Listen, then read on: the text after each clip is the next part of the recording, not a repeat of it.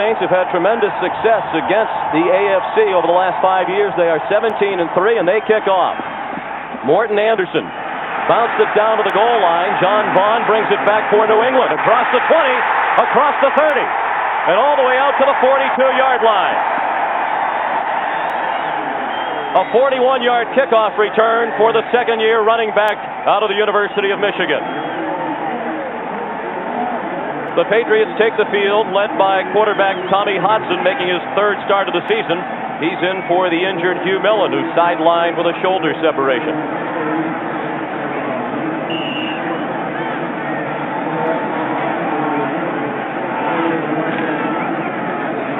That's a good way for them to start because of the good field position they get on that kickoff return. Patriots working into a 10-mile-per-hour breeze in the first quarter. They go to the run on first down. Leonard Russell broke a tackle, and he picks up 5 out to the 48-yard line. Hodson handed the ball off to Leonard Russell. Tommy Hodson, 25 years old, in his third year out of LSU. It is a makeshift offensive line.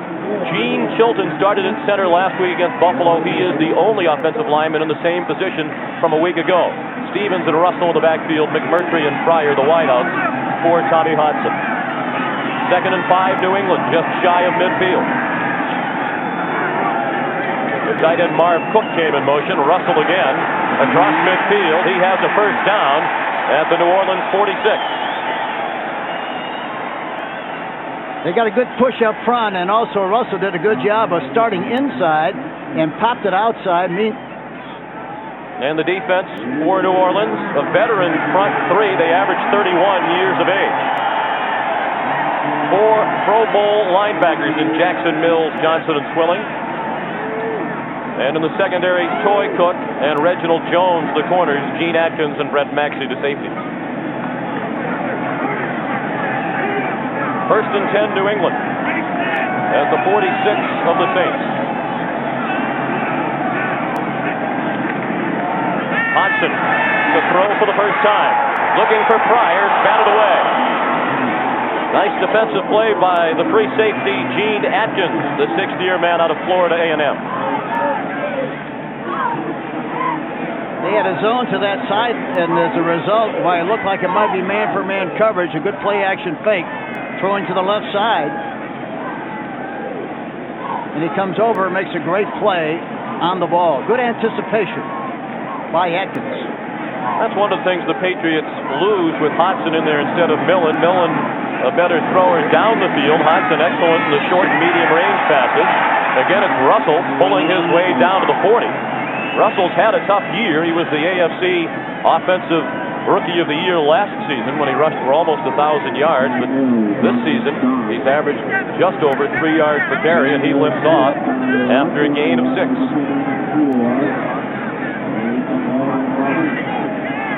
You're talking to the coaches yesterday. They have a great deal of respect, and justifiably so, for this great defense of the New Orleans Saints. They said they got to run at them, and they got to keep the pressure off the quarterback. They hope they can get by with only 2 sacks. Hodson to throw on 3rd and 4. The tight end Cooks had it knocked away. Brett Maxey batted the ball away from Marv Cook. It's 4th down, and the Patriots will punt.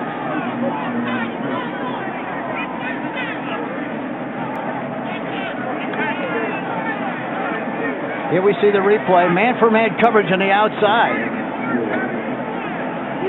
And again, good coverage, good tight coverage. And I think one of the things that have helped the New Orleans Saints this year is their secondary has been much improved over past years. They're doing an excellent job.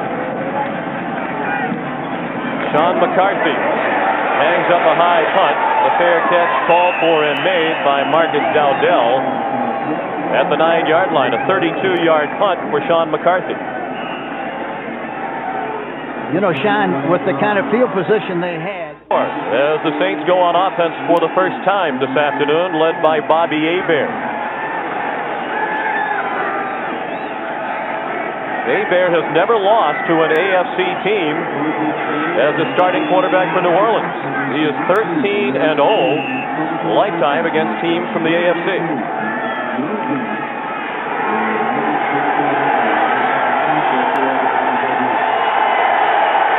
Saints come out with only Craig Hayward lined up behind Hebert.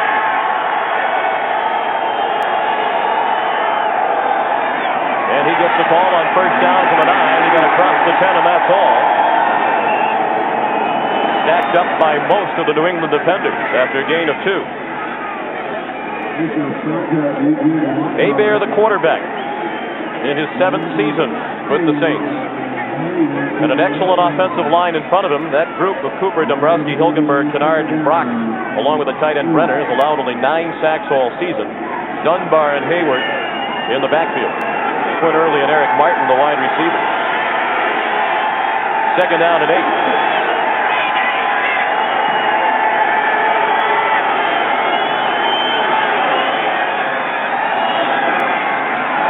Dalton Hilliard lost the football. It's free at the 15-yard line. The Patriots think they've recovered.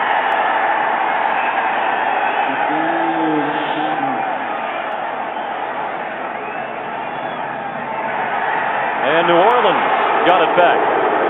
Looked like Derek Kennard was at the bottom of the pile for the Saints. Hilliard stripped of the ball. And the Saints fortunate to get it back. Yeah, here again, New England, if they're going to win this game, have any chance to win the game, they have to take advantage of those kind of things. They didn't on the first drive. Now they had an opportunity to recover a fumble. They didn't do that either. Looked like David Poole stripped the ball free.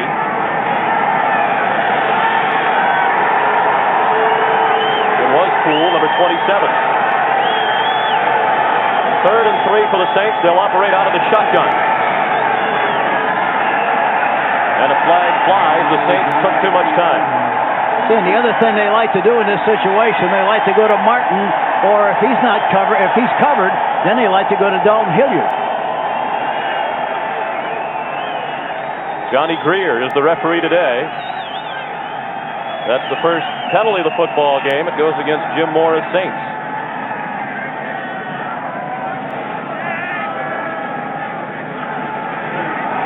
As you check scores from early action around the NFL, the Saints face 3rd down and 8.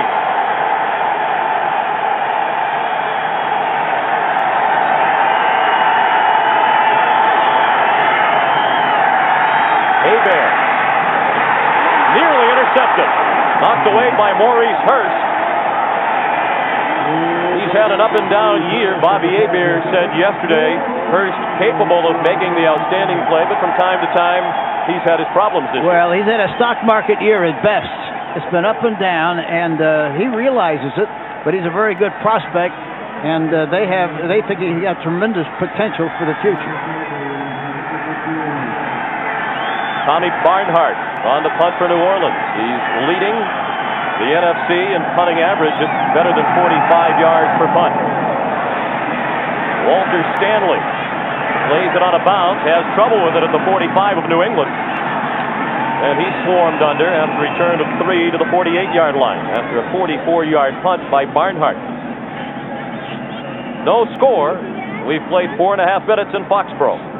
The chilly temperatures and the 0-8 record of the home team, better than 50,000 in attendance, and that's pretty good in Foxboro. Tommy Hodson under pressure threw a pop-up to the Patriots sideline. He was about to go down in the arms of Wayne Martin. Frank Warren was also in his face.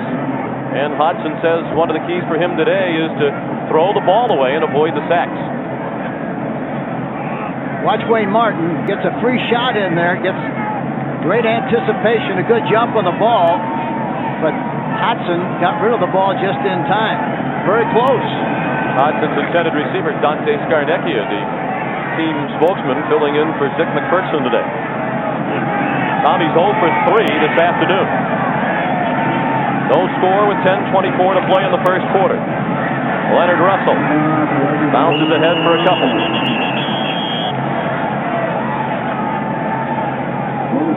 You noted that Russell's statistics have fallen off a bit this year. And Dick Corey, the Patriot offensive coordinator, said yesterday part of that is that Russell's been banged up for most of the season, and the other part of that is they've been behind so often this year they haven't been able to run the football. And the other thing is he's only carried the ball about 10 times a game. He's averaging 3.2, but he's capable of doing a lot better than that, and they expect him to be that kind of a back the rest of the season.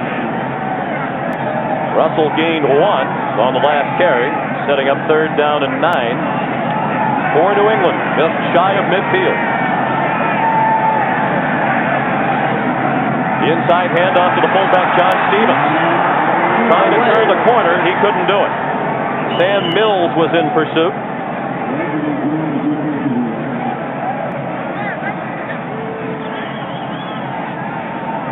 He brought him down well short of the 1st down. 4th down and about 5 of them coming for the Patriots, and Sean McCarthy's on the punt again. Watch the handoff now. He starts to go inside, goes outside. He doesn't have enough speed. He's carrying the ball in the wrong arm. But the linebackers from the inside, Mills especially, got a good jump on the ball. You're not going to get away from him when you're trying to outrun sideways and get outside. Reginald Jones was also in on the 3rd down stop. McCarthy's punt handled again by Dowdell. Better field position this time for the Saints. They'll start at the 22 after a 26-yard punt. Sean McCarthy, 6'6". And the New England defense, Tim Edwards starting at defensive end for the injured Ray Agnew today. He's out with an elbow dislocation. Several injuries in the linebacker core as well. Dwayne Sabb, a rookie, starting for Andre Tippett. And in the secondary pool, Hurst, Brown, and Gordon. Gordon starting for the injured Randy Robbins. On 1st down, the Saints go to the run with Vaughn Dunbar, the rookie out of Indiana. He's ahead for a couple to the 24-yard line. Here we see it again, coming to the right side with the right guard pulling on the play. Hayward gets a good block on the pushing the linebacker to the outside and the safety, really. But by the time the back gets there, why, they close it in a big hurry. Dunbar, the 1st round draft pick of the Saints this season, the 21st player selected overall. He gained 2 at 2nd and 8 for New Orleans. No score. 8:05 to play in the 1st quarter. Dalton Hilliard close to a 1st down as he crossed the 30. He avoided the grasp of Brent Williams behind the line of scrimmage. Yeah, Williams got penetration. He should have made the tackle in the backfield, but blew the tackle. And as a result, why Hilliard bounced through there for a big gain. Hilliard's been seeing more and more action the last couple of weeks. Oh, he's a super back, and the great thing about it is on passing situations, you don't have to make a substitution for him. He's an outstanding receiver along with being a great runner and also a very fine blocker. 3rd down and 1. The Saints at their own 30. Hilliard did not appear to get there. He needed to go just across the 31-yard line. And as you can see, they're going to spot him down shy of the 31, and already the punting unit of the Saints is coming onto the field. The defense of the New England Patriots really got good penetration. Look how low they are. They're coming off the ball. Tim Goad comes in there from the inside, but outside, the defensive back comes in there and makes the play. And they stop him short of the 1st down. Tommy Barnhart on the punt for the 2nd time. He's punting with the wind, and that's a good kick. Walter Stanley from his own 29 and running in the wrong direction. Thrown down back at the 23-yard line.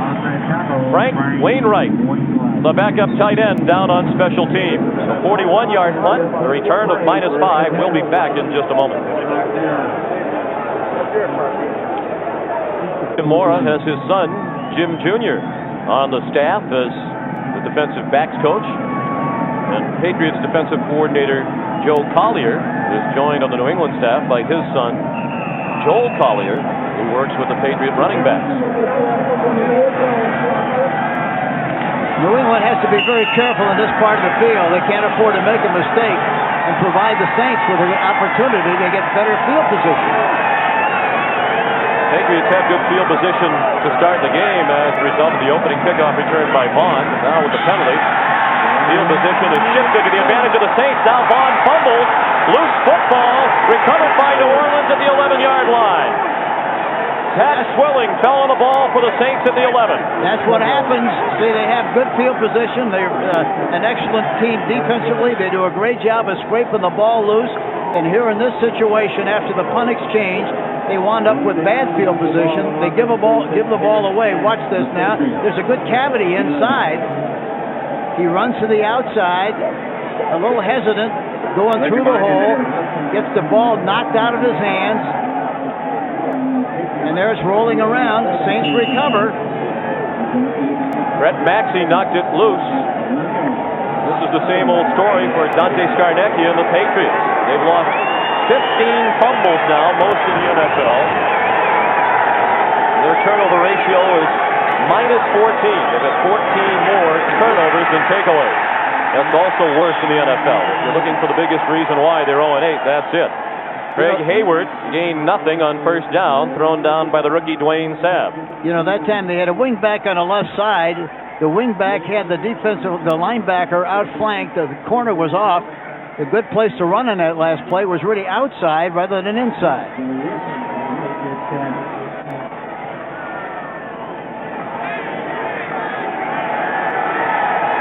Defense has not been a problem for New England. As a matter of fact, quarterback Hugh Millen says the defense has played well enough for the Patriots to be 6-2.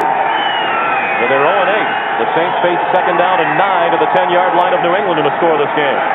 Again to the ground with Hayward, and again very little. Perhaps another yard, and that's all. Tim Gordon up from his safety spot, and again the rookie Dwayne Sabb out of Division I AA at the University of New Hampshire was in on the stop.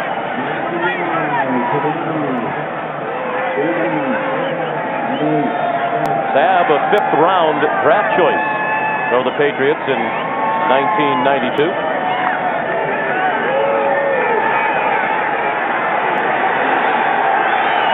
Two running plays for the Saints after the turnover. We got 4 wide receivers in the game. On 3rd and 8. Hebert with all kinds of time. Throws to the end zone. Touchdown Saints. Quit early.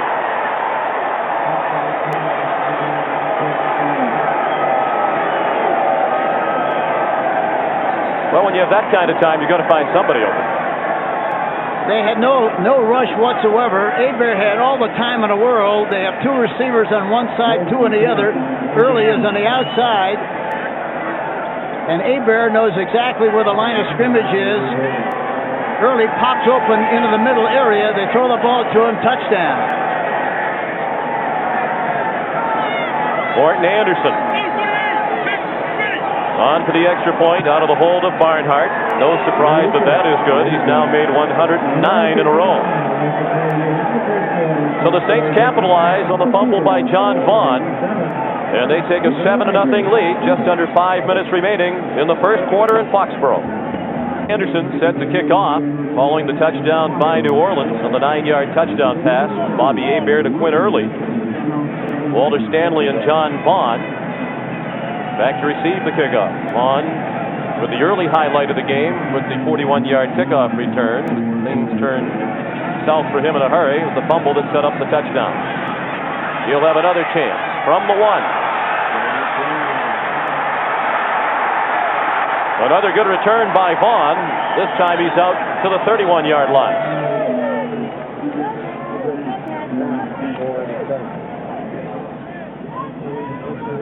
Three plays to score following the fumble recovery by Pat Swilling.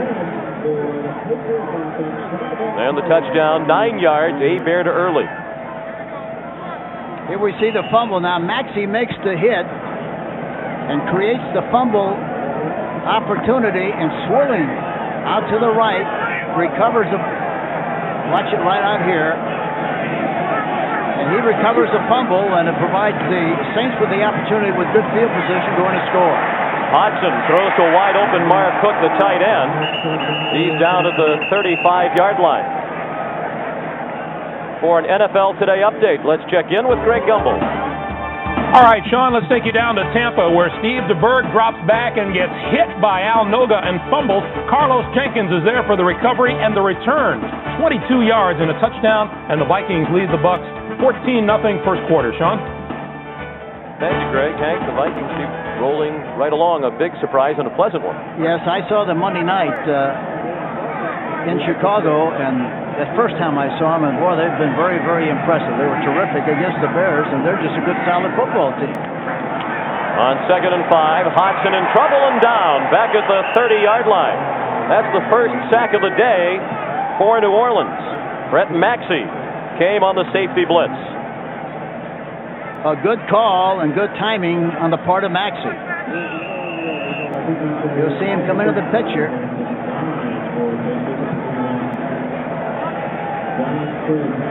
There you see him make the tackle. Good anticipation on the part of Maxey. 8-year veteran out of Texas Southern. Not many of the numbers for the New England offense impressive, including the number of sacks allowed. 38 now. Hodson out of the shotgun on 3rd and 10. Wobbling pass incomplete. Crowd wanted a flag. It was intended for Greg McMurtry, and he was well covered by Vince Buck. And here again, he was very lucky to get rid of the football that time. Good pressure again by the Saints. They came into the game with the idea that they want to run when they expected pass and pass when they expected run. That time it was an obvious passing situation, and the Saints were right there to make the play. And Sean McCarthy on to punt it away to Marcus Dowdell. Bear in mind that McCarthy is punting into the wind. Last one didn't go very far. This is a low, wobbly punt, handled at the 36. And down at the 36 goes Dowdell. Wayne Sabb down covering the punt. A 34-yard punt. Nothing on the return. So the Saints get it back again, leading 7-0 with 3:15 to play in the first quarter. There is a late flag again.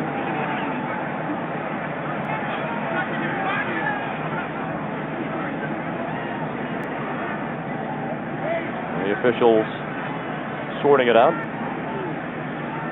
There is no infraction on the play. First down. You wonder why he dropped the flag then. The wind probably blew it out of his pocket. Well, these officials better be on their best behavior today, because Jerry Seaman, the supervisor of officials, is in attendance and watching them closely. The Saints wind up in good field position again. They're the kind of a team that at this stage of the season especially, they've got to take advantage of these opportunities. They begin at the 35-yard line. They ought to run left if they run. Oh, they're changing the defense. Play action pass for Hebert. That's complete. Out to the 41-yard line to the tight end, Hobie Brenner. In his 12th year out of USC. Hebert with some fans in the stands this afternoon. His wife and 2 daughters are in attendance. They've been seeing the sights here in New England. Bobby said over the weekend they went to Plymouth Rock, and his daughters were happy to visit the Pilgrims as Thanksgiving approaches. Yeah, he was concerned about the fact that he wouldn't stay for the game, but I guess I think they made it. His family is used to the comfort of the Superdome. Not quite as climate controlled here in Foxboro this afternoon. 2nd down and 4 with 2.5 minutes to play in the first quarter. 7-0 Saints.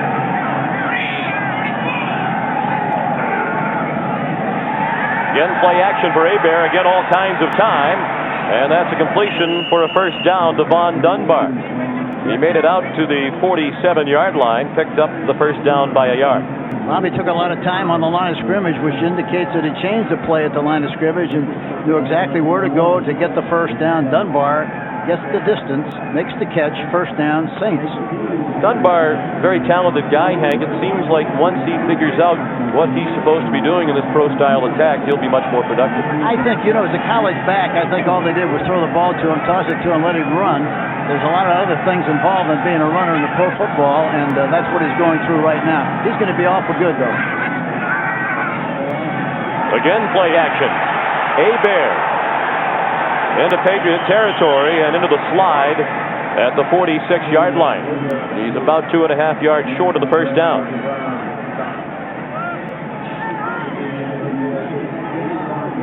Bobby did a good job of, he's looking downfield and spot the big cavity on the inside. Big, right there. Look at the big hole there. And he takes advantage of it, gets up the field, and gets as much yardage as he possibly could, and slides into second base there and makes good yardage on the play. Bobby connecting. When he goes to the air, he's 3 of 4 passing for Jim Moore. That's offensive coordinator Carl Smith to Jim Moore's left. And now a 7-yard scramble for Hebert sets up second down and 3 from the New England 46. Less than a minute to play in the first quarter. Dunbar ripped through a big hole. He has another first down at the 39. The New England defense is shifting from side to side, over-shifting to their left and then over-shifting to their right. And as a result, it looks like Bobby Hebert is doing a good job of waiting long enough for them to shift, and then he calls the play and makes the adjustment according to what he sees. Time for one more play. The Saints don't have to run a play unless they want to. Game clock less than the play clock. That's the time remaining in the quarter as Hebert looks to throw again. Wide open down the middle. Quinn Early with his second touchdown for New Orleans.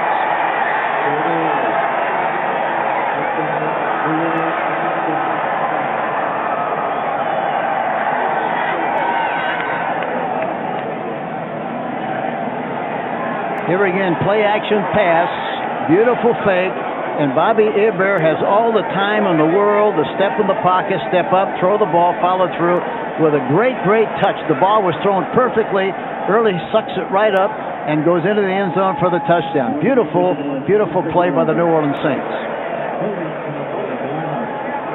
Dante Scarnecchia handling the duties of Dick McPherson today. His team on the short end of a 13-0 score. Anderson makes it 14-zip. On the final play of the first quarter, Bobby Hebert hits Quinn Early for the second time for a score. That play covered 39 yards. At the end of the first quarter, the score, New Orleans 14 and New England nothing. Between Boston and Providence, Rhode Island. And it's a quiet crowd of 50,000 at the moment as the New Orleans Saints, after one quarter, lead 14-0. Sean McDonough along with Hank Stram, delighted to have you with us. The Saints up 14-zip on 2 touchdown passes by Bobby Hebert to Quinn Early. Hebert 3 of 3 on the scoring drive of the Saints. Again, it's Vaughn and Stanley back to receive Morton Anderson's kickoff. Vaughn watches it bounce out of bounds. We'll take another look at the touchdown. They're playing with double tight ends and 2 wide receivers. Early is to our right. You don't see him in the picture to begin with. Good play action fake. Linebackers dropping. Defensive back take a whiff of the fake. There's nobody there whatsoever. And he goes into the end zone. Beautifully thrown ball by Bobby Hebert. Play action pass. Got done what they wanted to get done because of the fake to hold the defensive people. And he throws a touchdown pass. Really a smart play by the Saints because that was their last play of the half with the wind at their back, and they took advantage of that to go deep. First 2-touchdown game of his career for Quinn Early. Leonard Russell in trouble. And he did well to limit it to a loss of 2 on the play. The Patriots started at the 35-yard line as a result of the penalty against New Orleans as Anderson bounced the kickoff out of bounds. Gene Atkins all over that running play. Well, Russell's not fast enough to start inside and then break outside. That's what he tried to do. You try to do that against the linebackers as fast as they are and as good as they react. You're not going to make yardage, and he didn't on the last play. You got to make a decision, right or wrong. You got to slam it in there and get as much out of it as you possibly can. But you can't run sideways, not against New Orleans. Tommy Hodson and the Patriots looking at 2nd down and 12.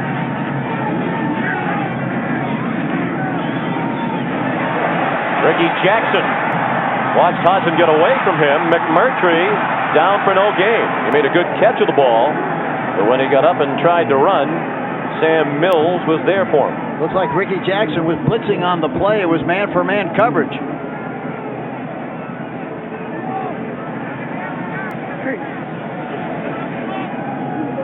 Watch Jackson makes a move inside and then gets outside. Number 57 tries to get him from the backside, but he's still over here hustling. You see him come back into the picture and gets a late hit.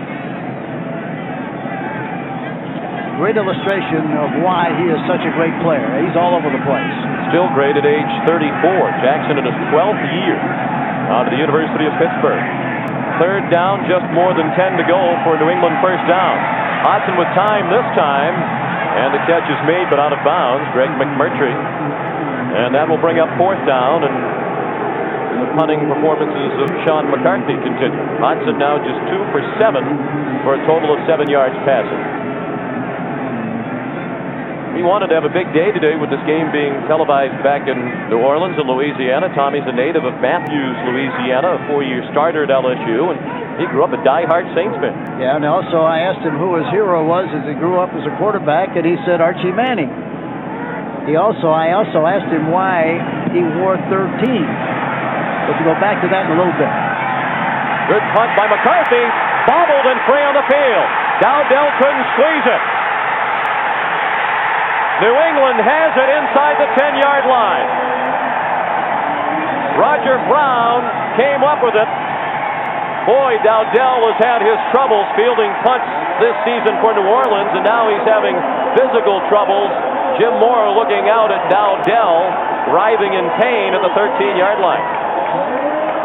It looked like as he tried to go to his right, he slipped and made a split there, lost the ball. But they've had trouble with punt returners all year long.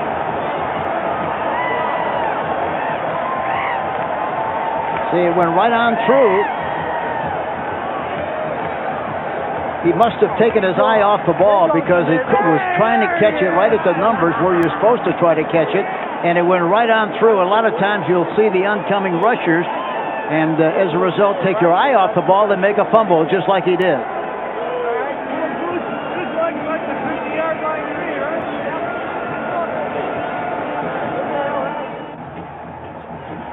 Bobby Hebert sharp in the first quarter with 2 touchdown passes to Quinn Early, the first 2-touchdown game of Early's career. And New Orleans dominating the game statistically, 70 more total yards than New England. But the big number at the bottom of the screen, the turnover a moment ago by the Saints that has set up a great chance for New England to get back in the football game. Dowdell couldn't handle the punt. He took a shot from Kevin Turner as the ball squirted away. Dowdell did get up, but then he was knocked down again, and they've been tending to him for quite a while. He is just now coming off the field with the assistance of the New Orleans training staff. Yeah, after he made an effort to go after the ball, he got pancaked again from the backside, and I think that's where he got injured. A couple of weeks ago, he had 3 fumble recoveries because he fumbled 3 punts. He was fortunate to get them all back. Not this time.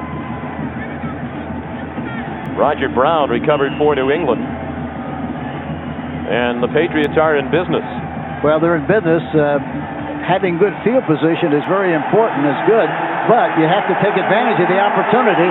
They've had a couple of opportunities earlier and didn't cash in on it. 1st and goal from the 8. New England has run 15 plays for a total of 21 yards. Russell trying to turn the corner. Touchdown, New England.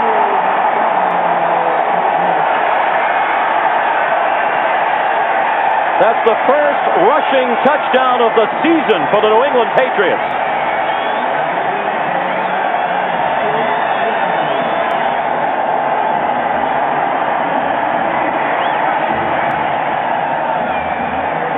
Here we see a replay. He starts inside, just like we talked about earlier in the game, which they didn't have any success. But everybody gets caught inside.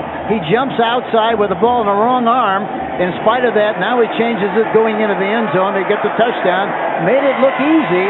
Good execution on the part of New England. Charlie Bauman hasn't had much practice at extra points this year. That's just his 10th of the season. New England had gone 10 games dating back to last year without a rushing touchdown. Now they have one, courtesy of Leonard Russell. We'll be back in just a moment. With Hank Stram back at Foxboro Stadium in Foxboro, Massachusetts, the Saints lead the Patriots 14-7 with less than 2 minutes played in the second quarter. Charlie Bauman will kick off for New England. They needed just one play after the muff punt by Dowdell to score their first rushing touchdown of the year.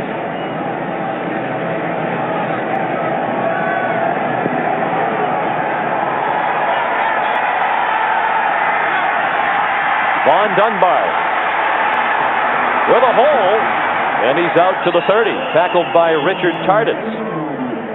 David Poole also in on the play as we look back at the New England touchdown. Watch this again, and watch Jackson right here in this spot. And the back goes right in that area. Jackson goes to the inside, gets caught, 51. Look at Sam Mills. He's trying to go to the outside and make the play, takes a bad angle, gets blocked to the outside, and he goes in for the touchdown. Another good-looking play. I shouldn't say another one, but a good-looking play. The only good-looking play of New England so far. You're right, you shouldn't say another one, but they'll certainly take it. Saints working into the wind of the second quarter. And Hebert has had luck with play-action passes. Not that time. Ball was behind his intended target, Torrance Small, the rookie out of Alcorn State. The Cowboys roll right along. That time the play-action fake, they were in a 3-deep zone. And look again, every time Bobby Hebert throws the ball, goes back into the pocket, he's got all the time in the world, especially from play-action passes. Looking at David Poole. It's a solid but unspectacular corner. Seen Hebert spread his passes around. He has not been picking on any particular member of the New England secondary. Back to the run, look out! David Howard, clothesline, Dalton Hilliard back at the 26.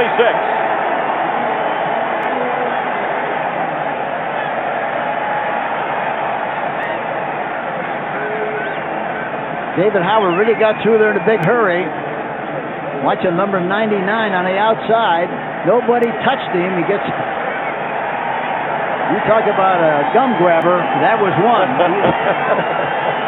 Howard playing for the injured Chris Singleton, starting at right outside linebacker today. That was a loss of 3, 3rd and 13 for the Saints.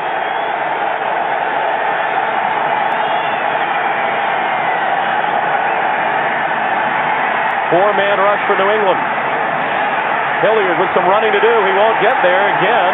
It's his newest best friend, David Howard, there to make the play. That's the 33, about 7 yards short of a first down. They haven't had much reason to cheer in Foxboro this year, but many of them on their feet at the moment for David Howard and the New England defense.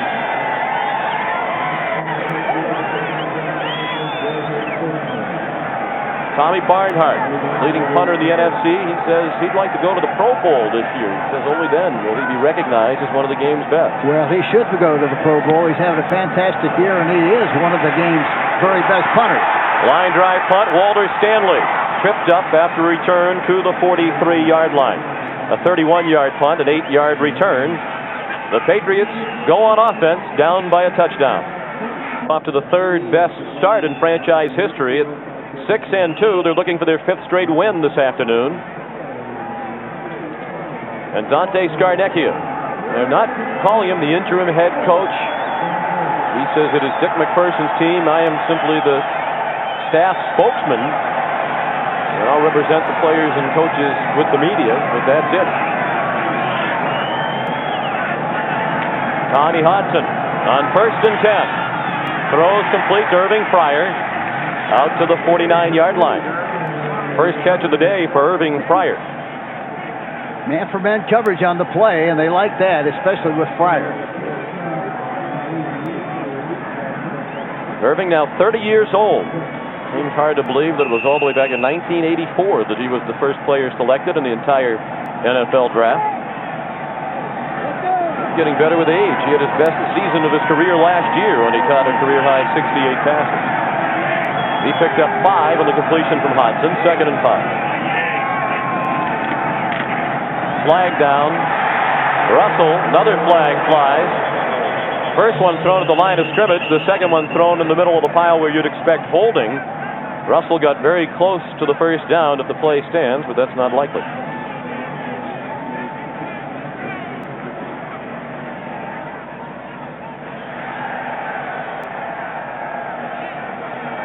Both flags against New England. Dick McPherson, by the way, is not watching today's game. It is not being televised in the New England area because it's not a sellout. We have 2 fouls on the offense. Illegal formation, offense, men not up on the line of scrimmage. Holding, 77, offense. The illegal formation is declined. And it's a good thing Coach McPherson couldn't see that play. 2 penalties against his team. Dick McPherson, we are told, is listening on the radio to the game today from his hospital bed in Boston, about 30 miles from Foxboro Stadium. We certainly send our best wishes out to him. What a wonderful gentleman he is. Oh, he certainly is, and he's very anxious to get back in the saddle again, and I don't know how long it's going to be before he's able to jump on that horse. On 2nd and 15, the delay to Russell didn't fool the Saints. He danced ahead to the 40, and that's all. Pat Swilling in on the stop. And, of course, the Saints have 5 defensive backs in the game at that time. See, this is the kind of a thing, you know, when you're 0-8, when you have opportunities, you don't take advantage of them. They've had several good field position opportunities, but they really haven't taken advantage of it, except on the touchdown on the last series when they went in for the score. They made it 14-7. And this is the situation you never like, but particularly you don't like it if you're going up against the New Orleans defense. 3rd down and 14. Patriots 0 for 4 on 3rd down today. Another flag down. Hodson down. Back at the 32-yard line. Frank Warren sacked him. But let's check out the flag.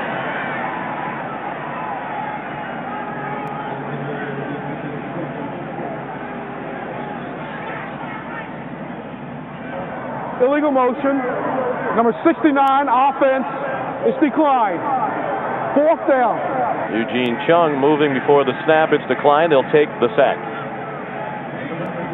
Frank Warren, number 73, goes inside and back outside, makes a good move. Nobody touched him going to the outside. But the initial problem for the offense was the fact that he made an inside move and went outside and got the sack. 2nd sack of the day for New Orleans. They started the day with 28, 2nd in the league behind only Cincinnati. New England has given up more sacks than any team in the NFL. That's a bad combination for the Patriots. Vince Buck returning the punt. A flag thrown at the 33-yard line. Buck went out at the 36. Another flag flies. A 44-yard punt by Sean McCarthy. A 12-yard return, and now a skirmish along the Saints sideline. Marcus Dowdell, we are told, just had the wind knocked out of him, and he is able to return. But they went with Buck as Dowdell's fumble problems continue. And penalties against New Orleans. And Buck was lucky that he didn't fumble the ball. He was running to the left with the ball in his right arm. The tackler got a piece of his arm, grabbed his jersey. It would have been a fumble. Illegal block. Number 92, doing the run back. DeMond Winston, the guilty party. And Buck thrown out of bounds by Dion Lambert. The Saints will have the ball when we come back. They lead 14-7 with 9:22 to play in the first half. Territory following the penalty on the punt. They're back at the 17, and New Orleans moving into the wind in the second quarter, leading 14-7.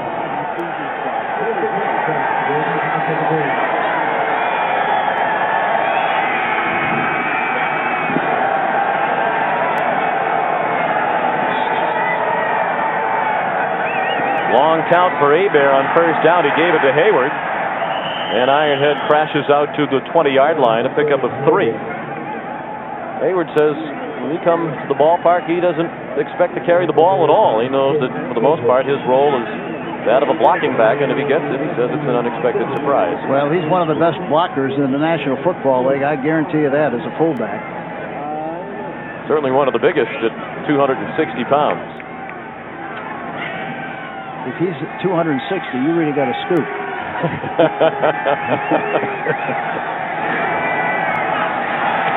On Dunbar, broke one tackle, then was taken down by Vincent Brown at the 24-yard line.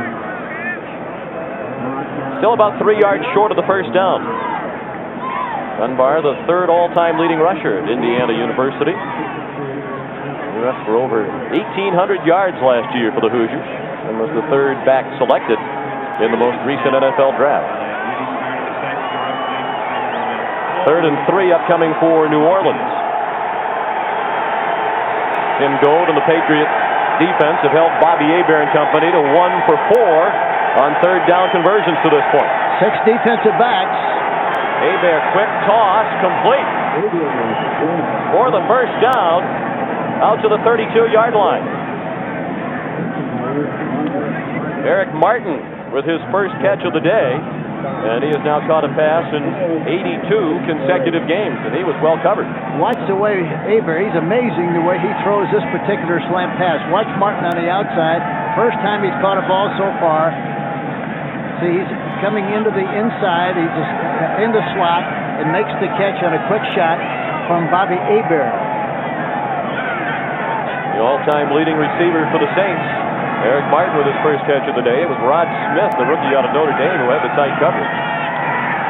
Hebert has a man wide open. Martin into New England territory and tackled by Jerome Henderson at the 40-yard line. A gain of 27 for the Saints.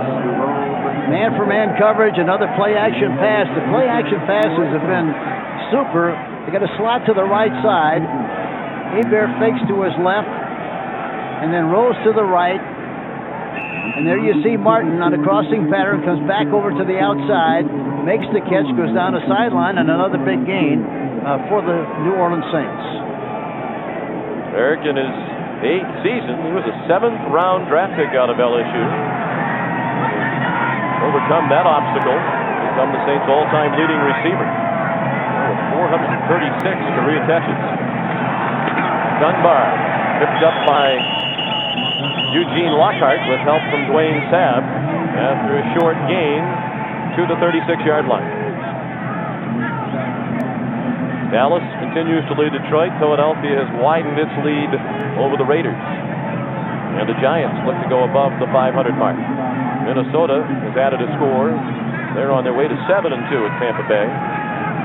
Miami trying to avenge their loss to Indianapolis earlier in the year. Cleveland leads Houston in the Dome 10-0. 2nd and 6. Look at all the room on the right side to the receiver on the right side. Hebert looks to the right and throws over the middle, incomplete. Looking for Quinn Early. The ball was underthrown. Maurice Hurst had the coverage. Well, he throws the ball to the right. He's right inside the right inside the sideline on the right side. Had he just gone back in the pocket and thrown the ball, he probably would have had a chance to complete the pass. Now watch, he fakes here. Look at all the time again. All the time in the world. Look at looks, and finally delivers the ball on the outside. But is covered in good shape. New Orleans has only allowed 9 sacks all year, tied with Washington for the fewest allowed in the league. The Patriots only have 9 sacks as a defense this year. 7th play of the drive. Hebert complete. Small has the first down. He picked it up by a couple as he went down to the 26-yard line. Again, it was Maurice Hurst who was credited with the tackle. Torrance Small, the rookie from Alcorn State, a 5th-round draft choice. And they like him, too, Sean. He's getting better and better every week. They talked about him before the game on the field with Jim Finks, and he thinks he's a great prospect, and he's made a terrific contribution to this team so far. Jim Finks, the general manager of the Saints. 1st and 10. The Saints on the move, trying to build on a 14-7 lead with 5:15 to play in the first half. Bobby Hebert's changing the play again. And he didn't get it off. Whistle stopped the play, and the play clock ticked down to 0 before the snap. Delay. Well, that's the second time that's happened to New Orleans this afternoon. I was surprised if he changed the play that he changed it to a run. There were a lot of people on the line of scrimmage. It looked like 8 guys were on the line of scrimmage that time. And he took too much time trying to get the ball off on that last call. Hebert has thrown 8 completions, 6 to different people so far in this game. Including 2 touchdown passes to Quinn early. 1st and 15. From the New England 31, they go to the draw. The draw didn't go far. Von Dunbar, tackled by Tim Goad, and now a late flag comes flying in.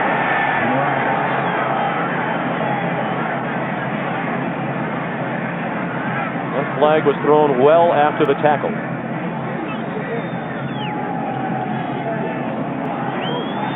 Hebert indicating it's a personal foul against New England. Personal foul, unnecessary roughness, number 99, defense. First down. David Howard, the guilty party. Eugene Lockhart walked over to Johnny Greer to plead his case. That's a huge penalty. It gives the Saints a first down. They'll march the ball inside the 15-yard line. Well, when you're a big underdog, you can't afford to do things like that. No, and that's why you're a big underdog, because you consistently do those kind of things in the games you play.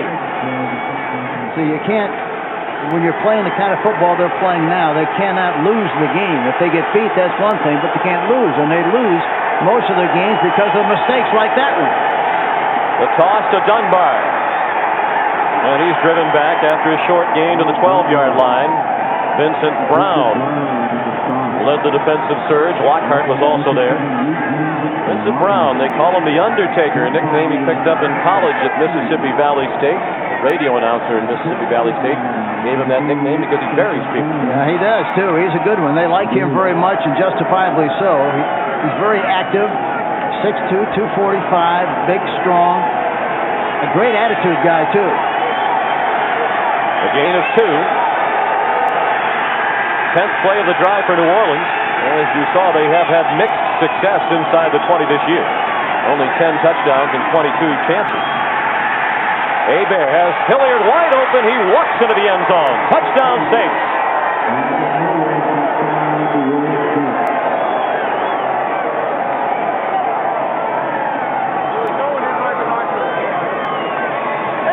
Another play action fake.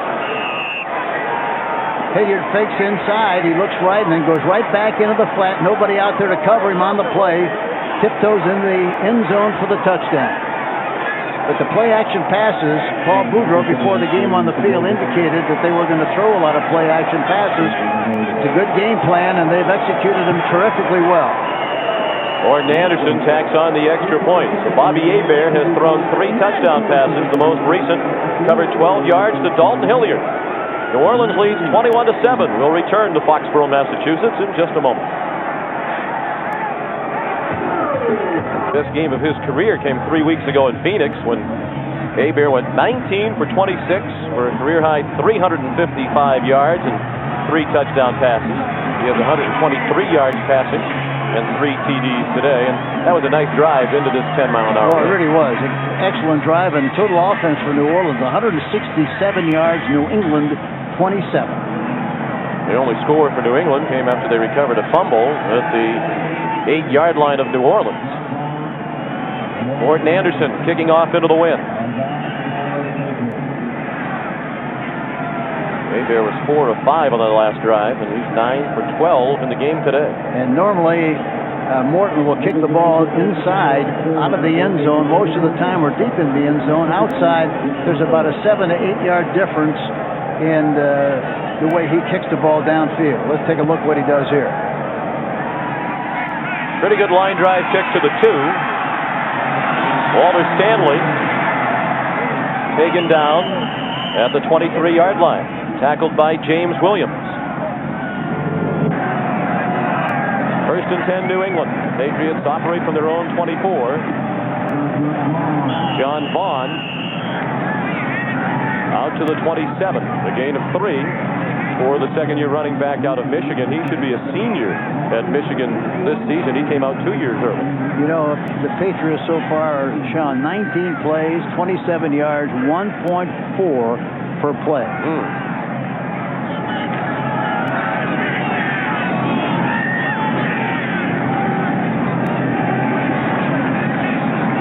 2:45 to play in the half. Patriots have all 3 of their timeouts remaining. Hodson, quick toss, Fryer. Courageous catch in traffic. He knew he was going to get belted, and he did, by Gene Atkins, but he held on for a gain out to the 49-yard line, a pickup of 21. Jackson was blitzing on the play. It was man-for-man coverage.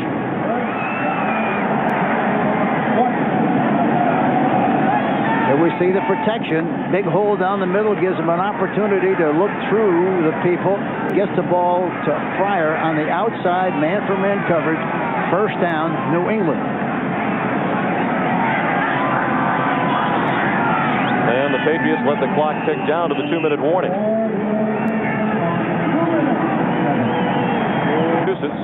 The New Orleans Saints lead the New England Patriots 21-7 with 2 minutes to play in the first half. Sean McDonough with Hank Stram, our producer Dan Forer, our director Kathy Barretto. Patriots with all 3 of their timeouts remaining.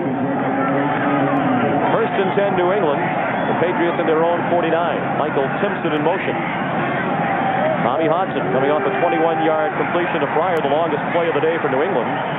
That's a short gain to Fryer.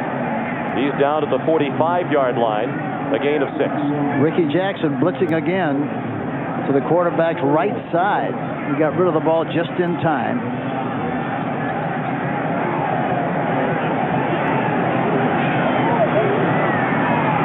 Hodson has only been sacked twice. Hank mentioned earlier the Patriots said they needed to hold the sacks to a maximum of 2 today, so they can't allow any more to keep to their game plan. Hodson drills it in, first down New England. Greg McMurtry with the catch at the 38. That time they were in a 2-deep zone, and he hit the middle area right where the void was on the defense. Patriots still have not used any of their timeouts as the clock ticks down to 1:05. On first and 10. Look out! Again, Hodson just did get it away. No indication that was considered a pass. That time they had a 3-deep zone, and Ricky Jackson blitzing on the outside. Almost got another sack. I think they're going to call that a fumble because they've marked the ball ahead of the line of scrimmage. Now the officials are conferring. They've given New England a gain of about 1.5 yards at the moment. Watch Jackson shedding the offensive tackle, goes to the inside, gets a late hit. I shouldn't say a late hit, but a hit on the quarterback. Here we see Jackson. It's amazing how well he's played for such a consistent period of time. Incomplete pass. Second down. The officials got together and decided it was a pass, and it did look like Hodson's arm was coming forward. Hodson had hit 4 in a row prior to that incompletion. The way they're coming, I'm surprised they haven't thrown some kind of a screen, Sean. They haven't thrown a screen so far in the game. Second and 10, under a minute to play in the half. Hodson, incomplete. Cook was open, but Hodson was scrambling for his life. That'll set up third and 10. Coming up on the NFL Today halftime report, Greg and Terry with all the scores and highlights from today's NFL action. Let's look at the latest trend in the NFL, the ump bump. Look forward to that. I've seen you do the ump bump. I want to see that. You got to have some good moves to do that, I'll guarantee you. Those officials can inadvertently be in the way. Third and 10. The Pats 0 for 5 on third down. Hodson thrown down back at the 46-yard line. Third sack of the day for New Orleans. Pat Swilling got him this time. The last time both linebackers Swilling and Jackson came. This time Swilling comes in and gets a sack. One Swilling on the right side on Harlow. Look at the push. Harlow is playing left tackle. He normally plays right tackle, and he's over there with a different stance than he normally has to use, and he was very concerned about that going into the game, and I can understand why. Well, the normally conservative Saints have decided to get greedy here in the first half. They called a timeout to get the ball back with time to do something. 47 seconds left as New Orleans burns its first timeout of the half. This game is presented by authority of the National Football League, and this CBS telecast is intended for the private use of our audience. Any rebroadcast or other use of this telecast without the express written consent of CBS, the New England Patriots, and the National Football League is prohibited.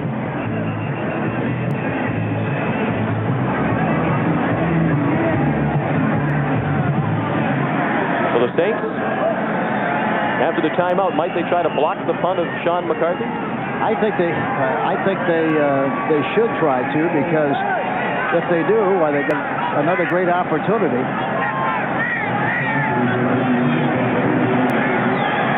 Doesn't look like they're lining up for a block. No, I don't think they will. They're going to just... Sean McCarthy hangs it high, and Roger Brown downs it at the 1-yard line. A 45-yard punt for Sean McCarthy. Saints may wish they hadn't used that timeout. Back in a moment. On this play, they ought to stop it right now. There they do. Greg Hayward picked up a yard out to the 2. The clock down to 33 seconds left of the half. They do that 2 more times. They have to punt. They'll get a chance to get the ball back with a good opportunity to maybe get points before the half. They'd have to punt into the wind. Dante Scarnecchia, ordinarily the special teams coach and tight ends coach, he says the only area in which he really will act as the head coach today is if it's time for the tough decision about when to go for it on 4th down, whether or not to go for a field goal instead of a punt, those sorts of things. But other than that, the Patriots are operating as they usually do, with the offensive coordinator Dick Corey calling the plays and Bill Collier the defense. Yeah, he said nothing changed whatsoever, and the same practice procedure, the time schedule, everything was exactly the same. They didn't want to disrupt anything at all, just wanted to go on just like if Dick was there with them.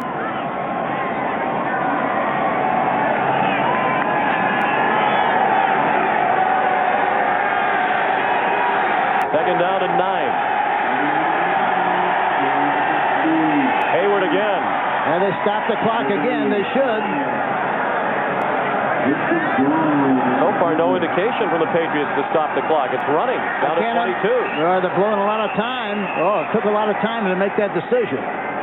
Well, perhaps that's where the lack of a head coach on the sidelines hurts. Dante Scarnecchia said the timeout decision would be his, that ordinarily when Dick McPherson is on the sidelines, he works with Coach Mack on deciding when to get a timeout, but they wasted a good 7 or 8 seconds there. Yeah, but the player, the captain on the team, should have been calling that. He should know enough, and I'm sure that probably the coaching staff said just as soon as you make a tackle, stop the clock, which they didn't do. Well, the number of times this half we've had the chance to say bad teams do this type of thing, and there's another example of it. You got 1 timeout left, you could see Dante Scarnecchia say. Teams with a bad record say we've had a lot of bad luck. What really happened was the fact that they've done a lot of bad things. That's why they have that kind of a problem. Jim Mora had a comment about that last week. Some folks thought the win over Tampa Bay was lucky. He says, I've never seen a bad team that had good luck. In this case, it was a win, perhaps an ugly win, but as the Saints were quick to note, no wins are ugly. 3rd down and 4. 21 seconds left of the half. The Saints lead 21-7. They keep it on the ground. Hilliard dancing for the first down. So now it's a moot point. See, that's a great run by Dalton Hilliard. He got tackled in the backfield, got hit in the backfield, but the great backs are determined by how much yardage they make after they get hit the first time. That should have been a loss on the play. That's the end of the first half. With the score, the New Orleans Saints 21 and the New England Patriots 7. Dunbar, good moves to get away from the 10-yard line and out to the 15. Kevin Turner made the tackle for New England with help from Sam Gash.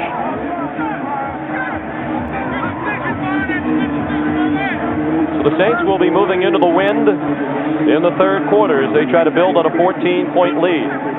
And one thing they did so well in the first half was the play-action passes. They didn't come close to getting any kind of pressure on Hebert at all in the first half. None. New England is not a big blitz defense. They are out of the bend but don't break philosophy. Well, they're playing a lot of zone and trying to make them travel slowly. To the ground with Hilliard on first down. He ran into Eugene Lockhart at the 17-yard line. See all the red shirts around the ball carrier. That means that they're responding and reacting very quickly to what they see. As a result, the play-action pass will continue to be good, just like it was in the first half, because they really take a big sniff of the fake on those play-action. Lockhart playing today for the injured Johnny Rembert. 3 New England starting linebackers out of action this week. Rembert, Andre Tippett, and Chris Singleton. Gain of 2 on the first play of the second half. Second down and 8 for New Orleans. Back to the play action. With plenty of time, it's dumped to Hilliard.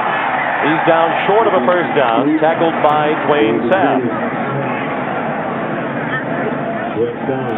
But here again, football is a game of repetition, and we're repeating what we're saying happened in the first half. But there again, play action pass, plenty of time to throw the ball and get the ball to Hilliard on the last pass.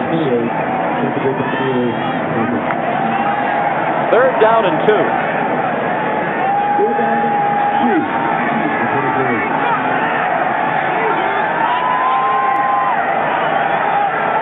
Three receivers to the top of your screen. Now here again, this one he likes Martin or Hilliard again. It's Martin who couldn't make the juggling catch. He was open, and had he caught it, he had only one defender to beat to go a long way up the near sideline. Isn't it amazing? You know they're going to throw the ball to Martin. You know they're going to throw the ball to Hilliard, and yet teams cannot stop that play. He was wide open, looked like he ran out of the bleachers. The ball was a little bit high. He bobbled it, falls incomplete, which he very rarely ever does.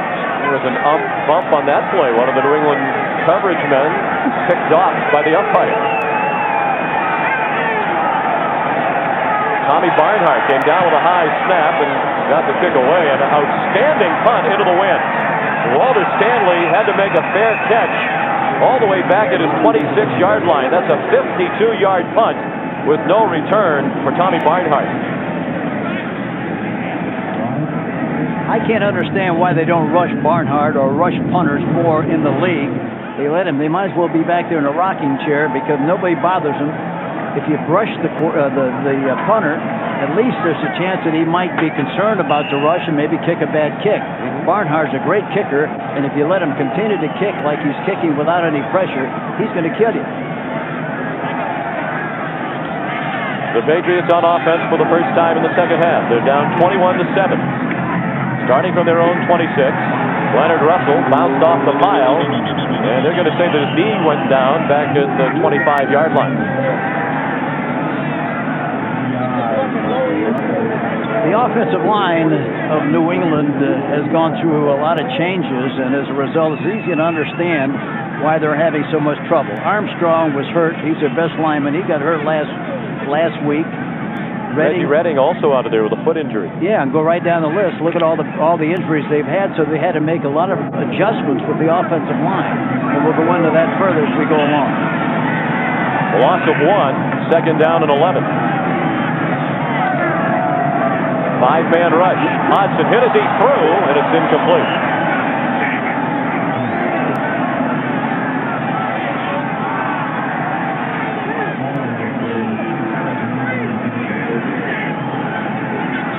Here again, a 5-step drop by Hodson, but here he just barely got rid of the ball, got hit as he threw the ball, and the ball jumps up into the air, falls incomplete. Another good pressure shot. Looked like Jackson again, rushing the quarterback. Hodson now 6 for 14. Tommy was the first to tell us yesterday that he has started 11 NFL games for the Patriots prior to today, and New England has only won one of them. Flag down. Hodson First down, New England, if the play stands. Irving's fired out to the 41-yard line. Well, let's check out the flag. It was thrown by the official along the near sideline at the line of scrimmage. And they continue to the Patriots to shoot themselves in the foot. See, every time they've had an opportunity, somehow, some way, they manage to blow it. And there's another illustration on the last play. Good shot to Fryer. I thought it was great that we had a shot of Dante Scarnecchia, because you joked with him before the game today when you asked him how many of the other assistant coaches did they ask to take over as head coach before you accepted it. Yeah, how many others turned it down before you took it? Dante's Inferno at the moment. Down 21-7. He's agonizing on the sideline. Dante Scarnecchia told us yesterday his father named him after the great football star Dante Lavelli.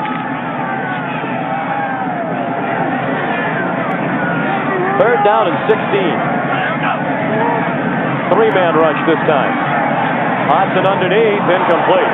McMurtry was open, he missed him. Yeah, he just threw the ball too high and goes incomplete. But see, that's what happens to you when you get so much pressure on you consistently, like the Saints put on the quarterback.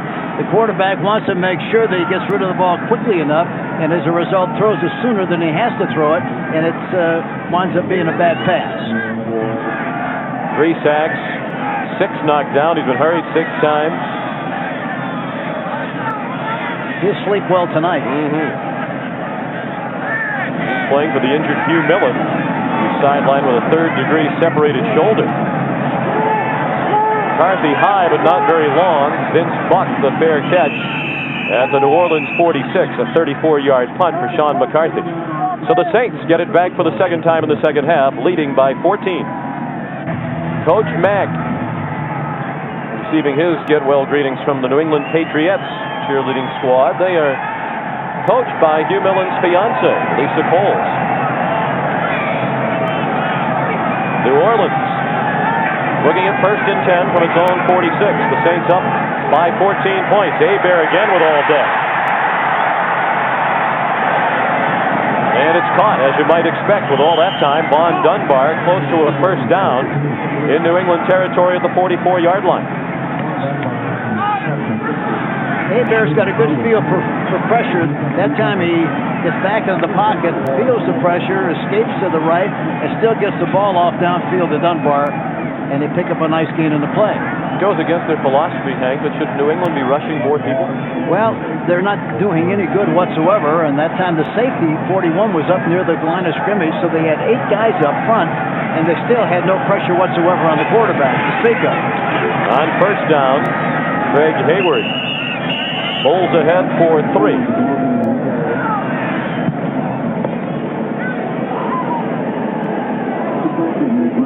The second all-time leading rusher, University of Pittsburgh, behind only the great Tony Dorsett. 16 yards rushing today for Hayward on 7 carries. He fills out that jersey in good shape, doesn't he? Down to 10:23 to play in the third quarter. Saints leading 21-7. Looking at second down and 7.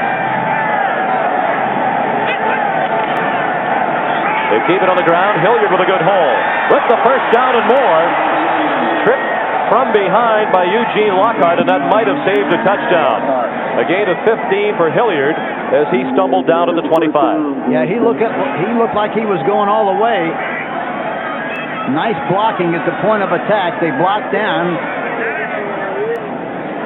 They pull to the outside, knock the linebacker to the outside. He goes through the gaping hole and got tripped up, or else he'd have gone all the way. Most backs don't like to run on the natural grass. They prefer the sure footing and fast service of artificial turf. But Hilliard said yes, he likes playing on the grass. Yeah, and every player we talked about or asked about the synthetic turf and grass, they all prefer grass. Hebert for Martin. Nice catch. Hands outstretched. He's out of bounds with a first down at the 8-yard line. 17-yard gain. Let's check in with Greg Gumbel.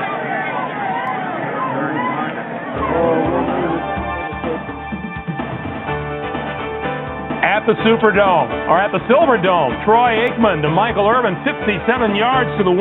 Emmitt Smith took it in for his third from there, 27-3 Dallas. Sean? Thank you, Greg.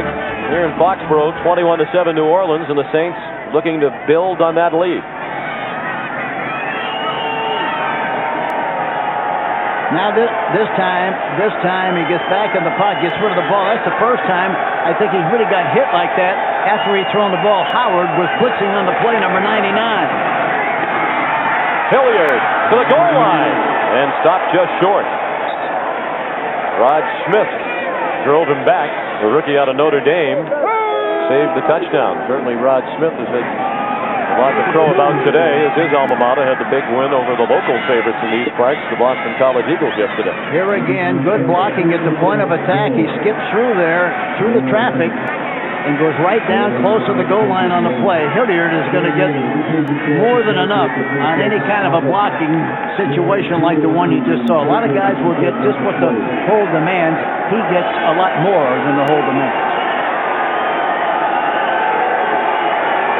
Midway through the third quarter, the Saints looking to go into the end zone for the fourth time today. Hilliard stopped for a 1-yard loss. Well played by David Howard, who's been a standout today for New England. Jerome Henderson was also there. That's the first time they've tried to go outside on a advertised sweep, meaning they just toss the ball and go outside. Howard did a very good job of pursuing on the play and making the tackle. He's in his 8th year out of Long Beach State. Only starting today because of the injury to Chris Singleton. Third and goal from outside the 1-yard line. Look at that right side. Hebert rolls to the right, and it's incomplete. Intended for Hobie Brenner. And knocked away again by Jerome Henderson.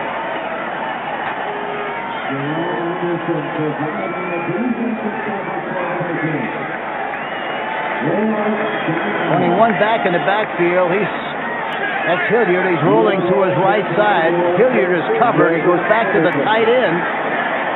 Great coverage on the play. Now a big field goal. Barnhart lost the handle. They tried to get it off quickly to surprise the Patriots, and it would have worked, but as Barnhart wound up to throw it, it slipped out of his hand.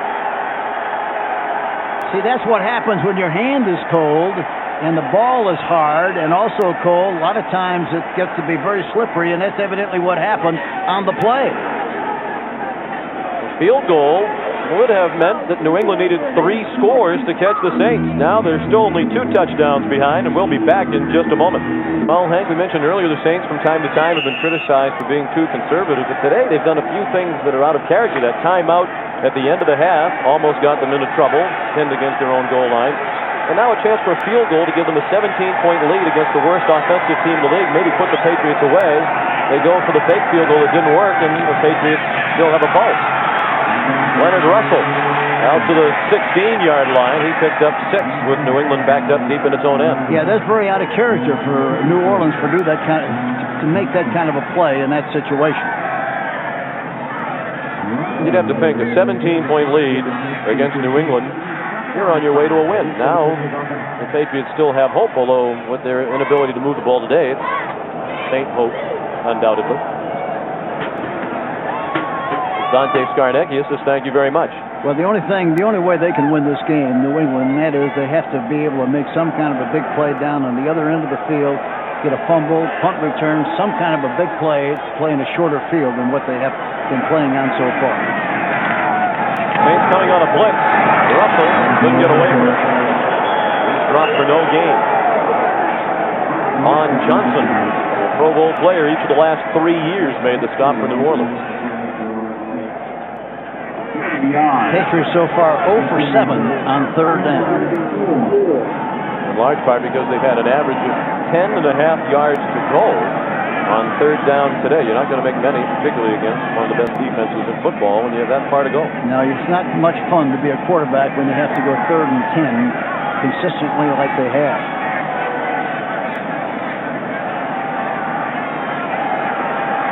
Patriots better hurry to get this play off. Down to 5 seconds on the play clock. 2 seconds. They just did get it off. And Hodson has time, throws for a first down. Irving Fryer wrapped up quickly by Jimmy Spencer, the backup quarterback. Swilling blitzing on the play. Man-for-man coverage.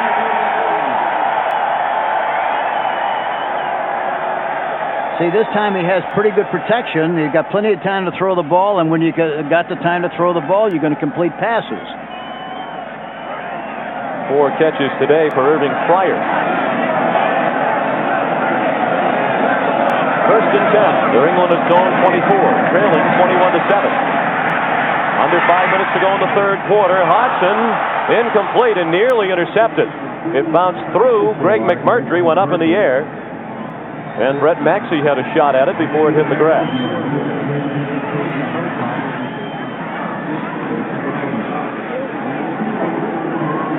See, here again, he's got a good alley to throw the ball to.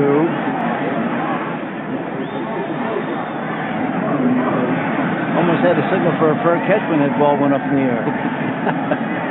Murphy was also an outstanding baseball player as a young man. He was drafted as an outfielder by the Boston Red Sox and elected to pursue football at the University of Michigan.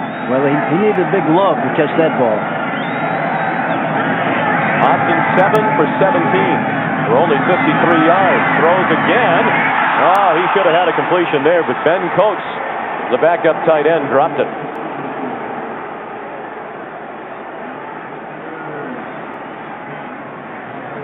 Well, that time they have a too-deep zone.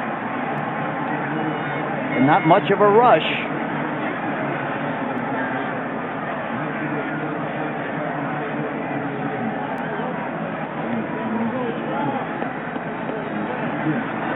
Saints with only 5 interceptions this year as compared to 16 last year. But as you mentioned, the Patriot coaches noted during the week that they thought the Saints secondary was much improved. Oh, it is. There's no question about that. I think that's one of the big areas of improvement, along with the 2 tackles, especially the left tackle, Martin. Hodson had it deflected, and speaking of interceptions, here's another. Toy Cook. Out of bounds inside the 35-yard line of New England. Driving Toy Cook out of bounds. It'll be first and 10 for the New Orleans Saints. Swilling and Jackson both blitzing on the play from the outside. He still gets the ball off. Toy Cook makes the interception. And this tackle goes over to the sideline on the left side, finally knocked out of bounds. But again, good field position for the New Orleans Saints. Second interception of the season for Cook. 60-year player from Stanford. He was a baseball star at Stanford for the Cardinals. First team All Pac-10 as an outfielder and starting center fielder on their team that won the College World Series in 1987. A very alert, very smart player. Dalton Hilliard, the ball carrier. He's inside the 30. Toy Cook.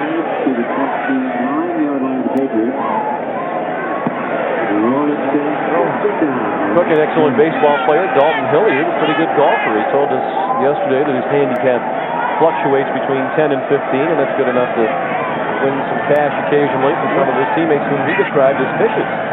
When he admits to 10 to 15, you know he got to play better. If he studied at your school, he certainly would. Second and 7.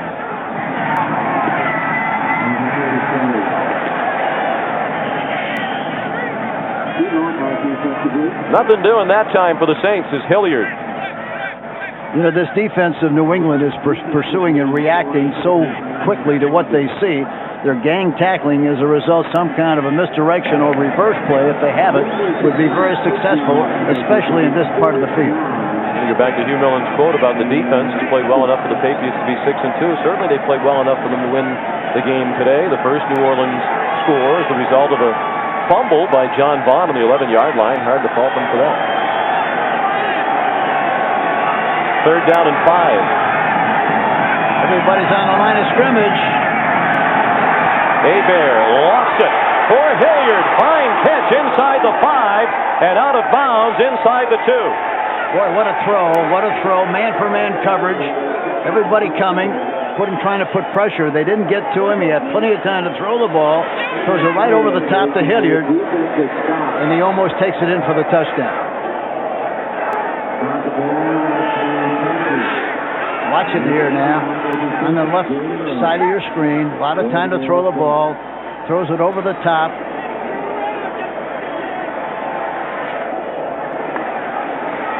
Bear's having a terrific day. As you said, he couldn't throw that one any better. Looked like Hilliard, the veteran, gave Howard a little nudge to clear the room needed to make that catch. Well, and that's what you want. You want a linebacker covering the back. That's what they had. Howard trying to cover Dalton Hilliard on the play. No way he can do that. Touchdown. After some deliberation, the officials say that Von Dunbar got in. The first rushing touchdown of the day for New Orleans as they open up a 27-7 lead.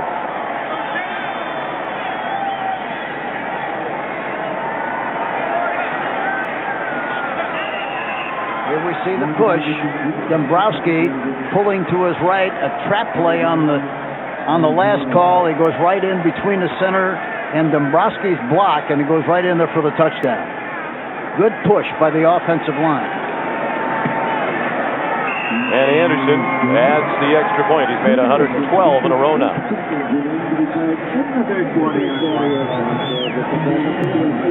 Saints have now scored following 9 of 17 turnovers by the opposition. And Jim Moore's Chargers seemingly on their way to their 5th straight win. Back in a moment.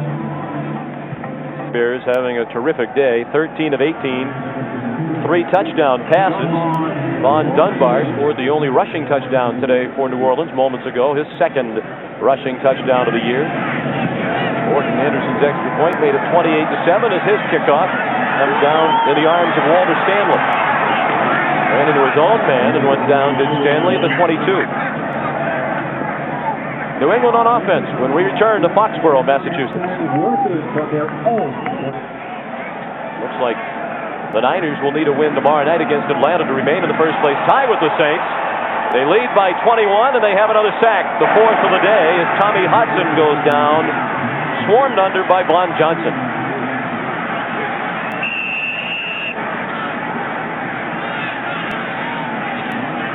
Here you see again, watch Hodson back in the pocket, and Johnson gets through there. Nobody touches him on the play, and he gets another sack. The loss of 8 on that sack by Johnson.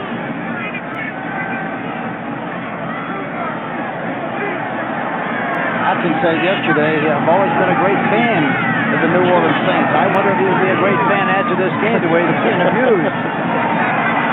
He's going down again for the 5th time. And 2nd play in succession, Jim Wilkes got him that time, the oldest player on the Saints at age 34, the 12-year veteran out of San Diego State. Watch Wilkes now coming up the middle. We lose him there for a second, and there he is. Come in there, makes the tackle. They mentioned that he's the oldest player on the Saints, and the Saints are the oldest team in terms of average age of their starters in the National Football League. The 22 starters average 29.2 years of age. 3rd down and 27.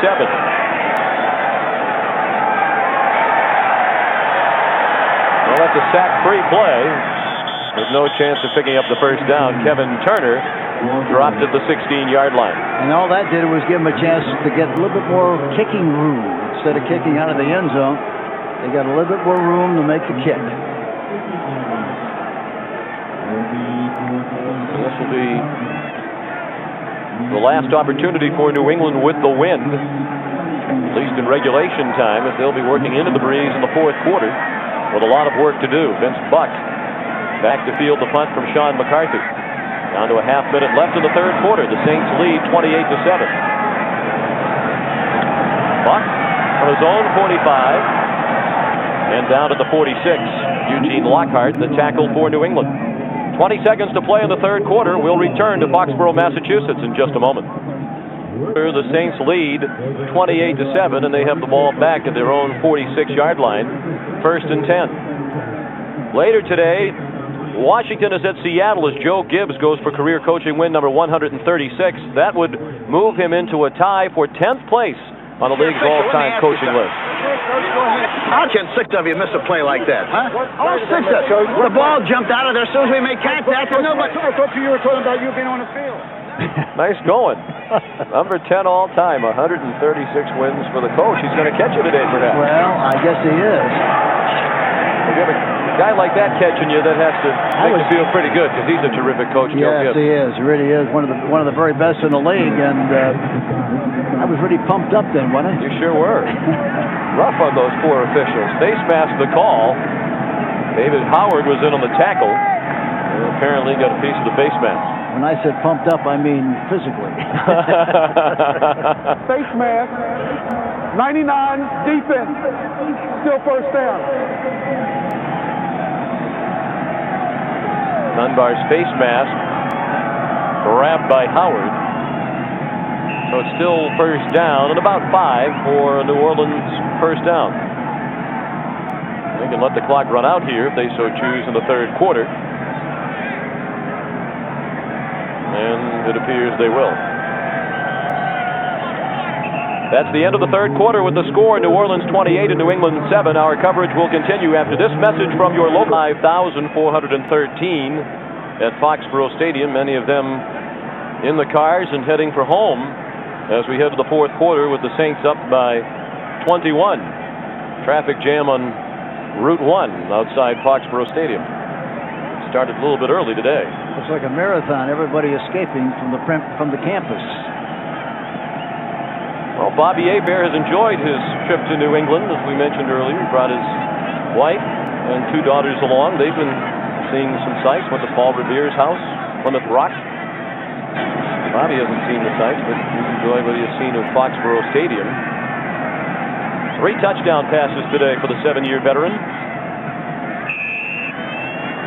He made an interesting point yesterday. He talked about playing away from home and in bad weather. He said, it doesn't make any difference. I still have to do the same things. We have to block, we have to tackle, we have to throw the ball, catch the ball, run the ball. Nothing changes. Great approach. 1st and 5 on the first play of the 4th quarter. Dunbar across midfield, tripped up short of the 1st down at the 49-yard line. You know, with Dunbar's great speed, it's amazing. You know, you very rarely ever see him have the opportunity to run outside. Most of his running is inside. And you think that maybe, especially with the defense ganging up inside like they have, that they would try to run a little bit more to the outside to give him a chance to get some big yardage on that kind of a play.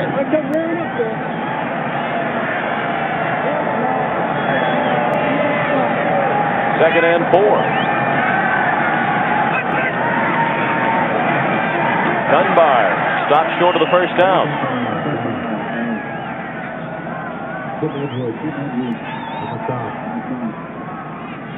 Tim Edwards tripped him up behind the line of scrimmage. Edwards, a great study in perseverance. He was a 12th round draft pick out of Delta State. Spent all of last season on New England's practice squad. And was a backup player to this point this year, but got a chance to start today when Ray Agnew went out with a dislocated elbow. He looked like he was in a starting block then last time. The way he came up, got the penetration and got across the line of scrimmage. 3rd down and 6. 4-man rush. Hebert to Early. 1st down New Orleans. Quinn Early to the 36-yard line. For an NFL Today update, here's Greg Gumbel in New York. All right, Sean, Michael Irvin missed the team flight yesterday, catches his first touchdown pass in 4 games. The 15-yarder there from Troy Aikman. It is now 34-3. Dallas lead over Detroit in the 4th, Sean. The woes continue for the Lions. Almost unbeatable at home last year. And they certainly poured it on the Cowboys in the playoff game last year at the Silverdome, and the Cowboys earning their measure of revenge today. Well, Dallas really at this stage of the season is probably the best overall well-balanced team, offense, defense, and specialty teams in the league. Hebert incomplete. Should have been another completion of Frank Wainwright, but he dropped it. Hank Hebert's had a nice day, but you or I could complete a lot of these passes with all the time that he's had today. Well, I wouldn't stretch it that far, but he's having a great day. That's right. And, of course, he's very accurate. You know, some of the balls he throws, especially in traffic, are just amazing. And, 14 for 20 today, Coach, with 3 touchdown passes and, most impressively, no sacks. He's thrown for 198 yards. And you have to give the offensive line, Richard Cooper, Dabrowski, Hilgenberg, Kennard, Brock, Brenner, all those guys are doing a super job of making things happen up front. The reverse. Quinn Early. Tripped up short of a first down. He got inside the 30, went down to the 29, about 2 yards short. Here we see the reverse. Handing off and then coming back to the backside. 9-yard line of the Patriots, it'll be 3rd down. Good job of running. He got as much out of that play as he possibly could. David Howard tripped him up, and if there's been a bright spot today for New England, it's been the play of David Howard starting at outside linebacker for Chris Singleton. And Early did a good job of running the ball that time. It was designed to go outside. He saw some room inside and took advantage of it. 3rd and 2 at the New England 29. Look at this bump and run all the way across the board. See if he tries to get something up on top. Look at all the time he's got. And he threw for Hilliard, incomplete again. It was Howard on the coverage. Hebert screaming about a pass interference flag that was not forthcoming. See, he was trying to get the ball outside to one of the outside receivers who were in bump and run, but they had it faded in good shape, and he had plenty of time to look off the deep guys and come back and throw inside. See, look at all the time he's got to throw the ball. And finally throws it inside. He ruled, but he thought there was pass interference on the play, and it was a close call. It looked like he tackled him right about the time he was trying to make the catch. Morton Anderson from 46. It's good. First field goal of the day for Morton Anderson. He's made 9 of his last 10 now, and the Saints open up a 24-point lead. Patriots continue to hurt themselves with turnovers, and sacks also continue to be a problem for New England. And this game, as it turns out, is going just about as you might have expected when it started. New Orleans running away.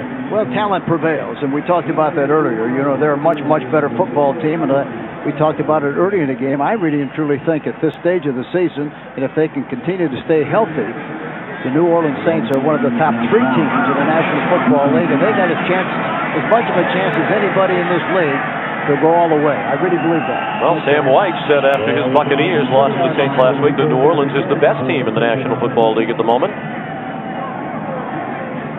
Interesting to hear Dalton Hilliard say yesterday that he doesn't think the Saints get that respect around the country as one of the best teams in the league. He thinks they still are out to earn that respect. Well, I think that's a good thing at this stage, because they've got something to prove every time they play, and I think anytime you have that kind of motivation, it's good to be quiet. Nobody talks about the Saints. They talk about Dallas, they talk about Washington, they talk about all the other teams, but in the meantime, New Orleans continues to win, and that's what it's all about.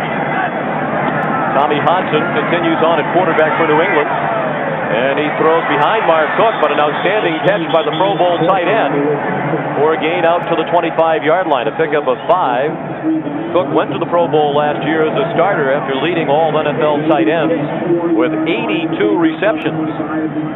He's from West Branch, Iowa, the town of 2000, and also the birthplace of Herbert Hoover. 2 catches today for Cook. Hodson quickly. Woo! McMurtry belted. The ball comes flying free, and finally they whistle McMurtry down. Atkins hammered him and then picked the ball away all in one motion. But they're going to give him the catch and then rule that McMurtry was down. See, the other thing that we're talking about, the great defense of the New Orleans Saints. You know, normally in the past, why the blitzers and the pressure guys were swilling and also Ricky Jackson. Now you also got Warren, and you got Martin putting a lot of pressure inside. It's Archie Manning. Hank mentioned earlier, Archie, Tommy Hodson's idol as a young man. Hodson was a devout Saints fan and a great fan of Archie Manning.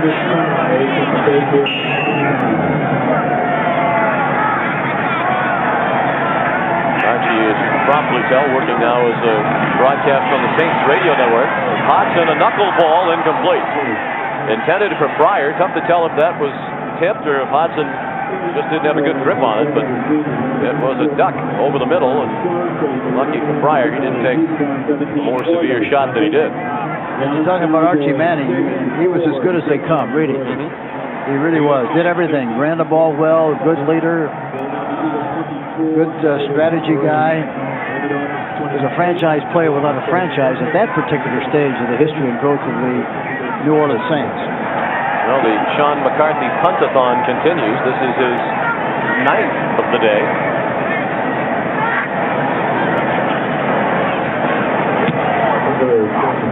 Short and wobbly, and a fair catch made by Buck at the New Orleans 40s. A 30-yard punt with no return. 10:47 to play in Foxboro. The Saints still on top by 24. With Hank Stram back at rapidly emptying Foxboro Stadium, and those who are departing might miss the NFL regular season debut of Scott Zolak.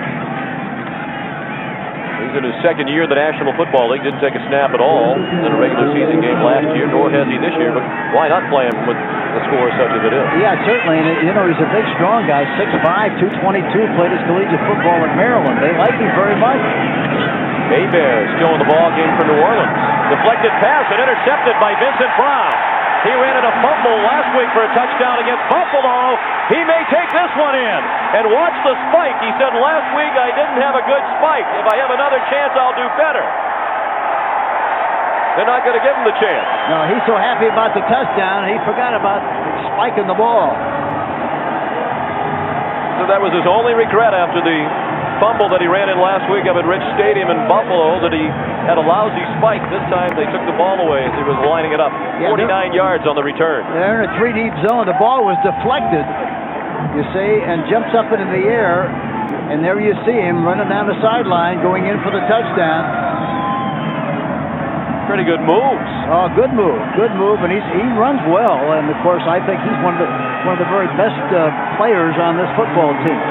Second touchdown of the year. He told us yesterday he could never recall having scored a touchdown at any time in his football playing career, in high school or in college, prior to last week. Now he has 2 in as many weeks. The play set up by the deflected ball. It looked like Tim Goad, the nose tackle, got a piece of Hebert's calves. Well, that's the only black mark on the record of Bobby Hebert today.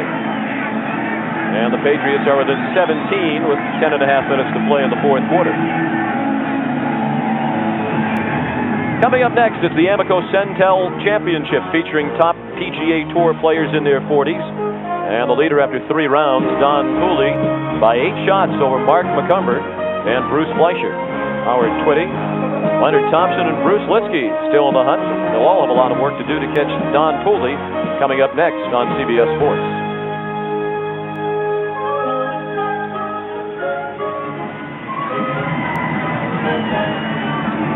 So it's a 17-point lead for the Saints. And those hardy souls that remain, managing to find some enjoyment. A lot of concern in these parts that this football team won't be here much longer. The owner of the team, James Orthwine, is from St. Louis. He's lived there all his life. And there continue to be rumors that he intends to move the team to St. Louis if they can't get an expansion franchise in the next couple of years. And he continues to maintain that it's not his plan to move it, but there are many around here who don't believe that. Well, I think that's really the opinion of most people around. I think they kind of expect the move. They really do. And it'll be interesting to see if that'll happen in the unforeseeable future. Charlie Bauman kicks off. Vaughn Dunbar. Now Out to the 33-yard line, tackled by Kevin Turner, who's had a good day covering kicks for New England. Patriots like Turner, backup fullback, and a rookie out of the University of Alabama. We may see more action as the Patriots ride out this agonizing season. You know, I'm surprised that they don't do something with Hebert. Why they don't take him out, let one of their other quarterbacks finish this game with a score like it is. Certainly Mike Buck, the backup quarterback, could use the experience for New Orleans. I was surprised he was in there in the last series when he threw the interception. Yep. Steve Walsh, by the way, is inactive today. First and 10. New Orleans from its own 33. Von Dunbar across the 35 and out to the 36 for 3 yards. And again, David Howard got up from the bottom of the pile for New England. You have to give New England a lot of credit for the way they've been able to operate defensively against the run. However, they ganged up so much on the run that the passing of New Orleans has been very, very outstanding, very effective. And the other thing about it was the fact that they never really put any kind of pressure on Hebert throughout the game. None whatsoever. Second and 7.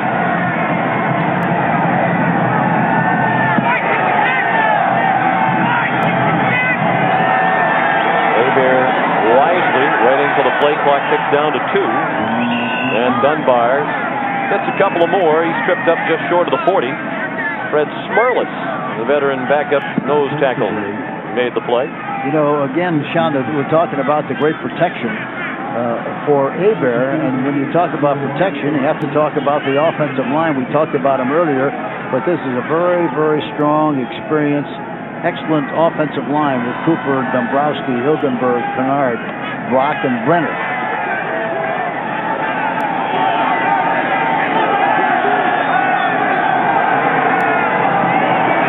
Again, Hebert lets the clock run down. They snap it with 4 left on the play clock. Hebert pressures this time, and he threw it much too long. Intended for Eric Martin. Again, David Howard was in the face of Bobby Hebert. Again, I would take him out of there. I wouldn't want to take the chance of getting him hurt the way he's playing, and as much as this team needs Bobby Hebert at the quarterback position. Hebert has missed his last 4.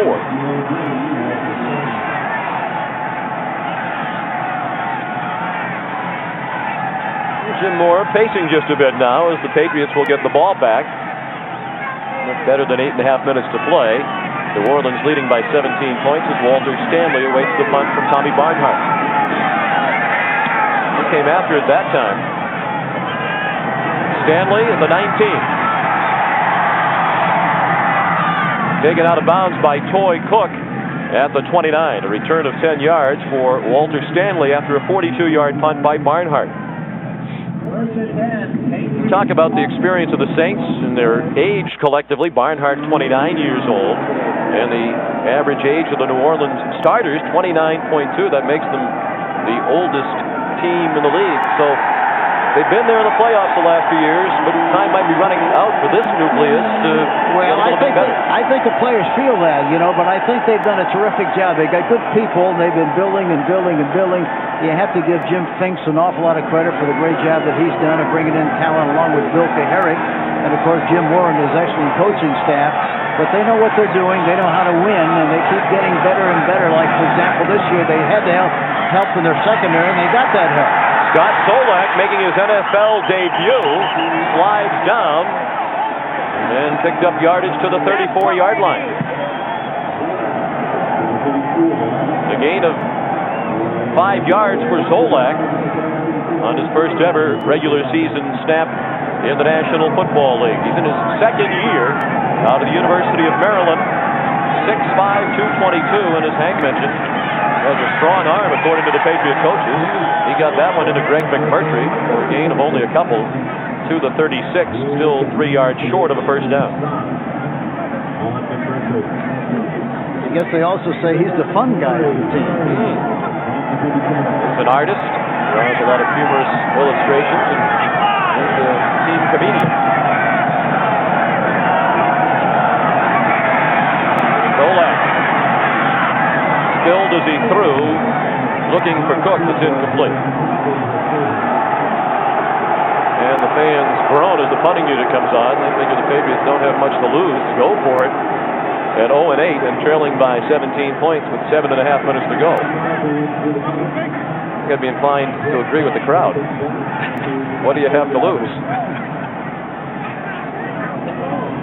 Perhaps they're trying to get Sean McCarthy up to some sort of punt record. He's going to have to jump in a whirlpool when he gets through and soak that leg.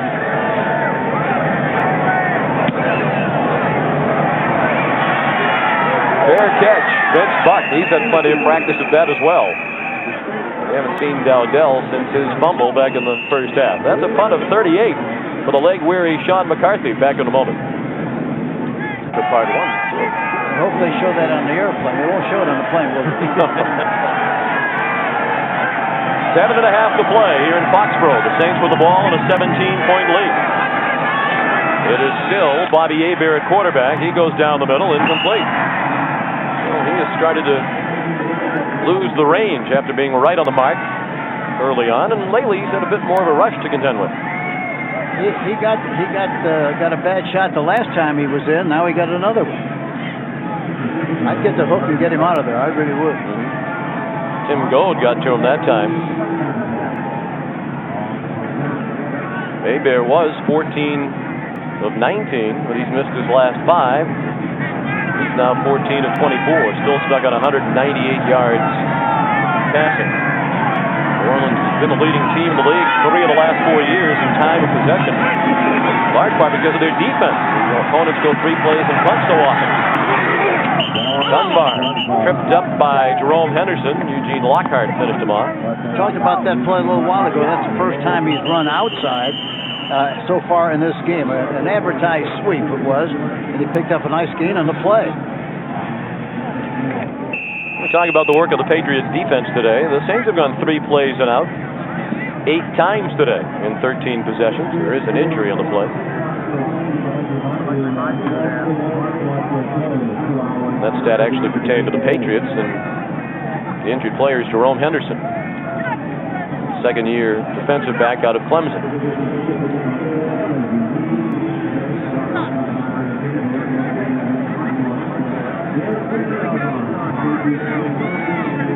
Sean McDonough with Hank Stram. We'd like to thank all the people who have assisted us here in the booth today. Our statistician, Pat McGrath, our spotter, Peter Ladman, our booth runner, Matt Damon, Sarah Mann, and Maurice Spencer also assisting us here in the booth. We have a lot of celebrities here today. Maurice played for Coach Stram. Matt Damon, the star of the movie School Ties, Paramount release this fall. Peter Ladman, a former Harvard tennis great. We are surrounded by greatness, including the illustrious Mr. McGrath and Ms. Mann. Now we got this booth with all these celebrities. About all we have room for in this booth. We need an ejection seat to get some out. On 3rd and 3, it's incomplete. Rod Smith, the coverage on Eric Martin. So the Saints' offensive sharpness certainly has disappeared here in the last few minutes. Well, it's a good time for it to disappear with a lead like they have and the control of the game like they have. Rod Smith has played well tonight. We mentioned that Bobby Hebert singled him out for praise yesterday, since Smith is playing as well as any rookie defensive back in the league, and he's made Hebert look like a prophet today. The 16th punt of the game, the 6th by New Orleans. Barnhart to Stanley, and he brought it back to the 47-yard line. 19-yard return for Stanley. James Williams made the tackle. You know, talking about the Saints, the other thing that we very rarely get an opportunity to touch on is the fact that the conditioning program of the New Orleans Saints has been very, very outstanding. They've been able to stay healthy all season long, and that's a great compliment to Russell Paternostro, who has done a terrific job with their strength and conditioning program. That doesn't happen by accident.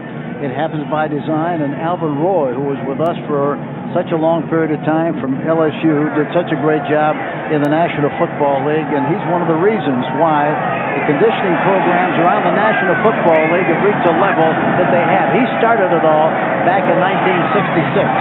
Goal line complete to John Vaughn, into New Orleans territory.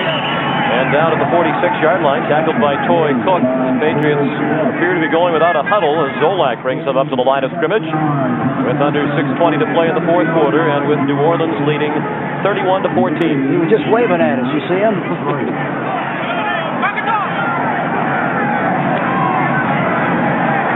Zolak throws, intercepted. Gene Atkins, they're ruling him down. He appeared to realize that he was down, then didn't hear any whistles, so tried to run. Scott Zolak has just thrown his first NFL interception in the arms of Gene Atkins. That's the third turnover by the Patriots today. Here we see the shot. And again, Zolak really has a good arm. Watching him throw the ball in the pregame warm-ups after listening to the coaches talk about him yesterday, you have to be impressed with his size. He's 6'5", 222, played at Maryland, and the gun. He's got a good gun, I guarantee it. Atkins with his second interception of the season. Patriots coaches yesterday compared Zolak's arm strength to that of their regular starting quarterback, Hugh Millen, who may return for New England next week, despite the fact that his left shoulder is still separated. Zolak on the phone with offensive coordinator Dick Corey. Still Hebert at quarterback. Von Dunbar with a tough run. Might have picked up the first down with all that effort. Dion Lambert made the tackle, but Dunbar has the first down out of the 40. Gain of 11.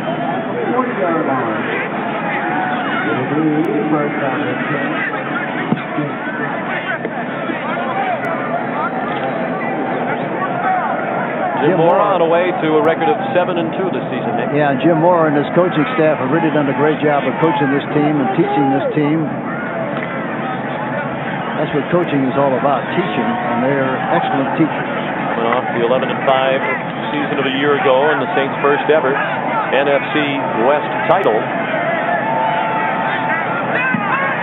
Before Jim Mora arrived on the scene, the Saints have gone 19 seasons in their history without a winning year. They've had 4 winning seasons in 6 years with Mora, 3 trips to the playoffs, and they're seemingly on their way toward a winning season in the playoffs again in 1992.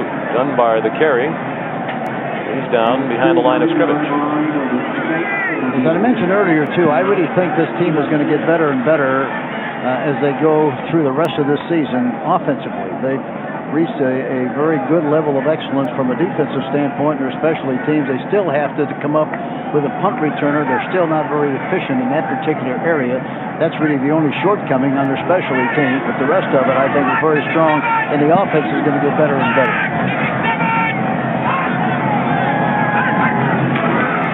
Second and 11.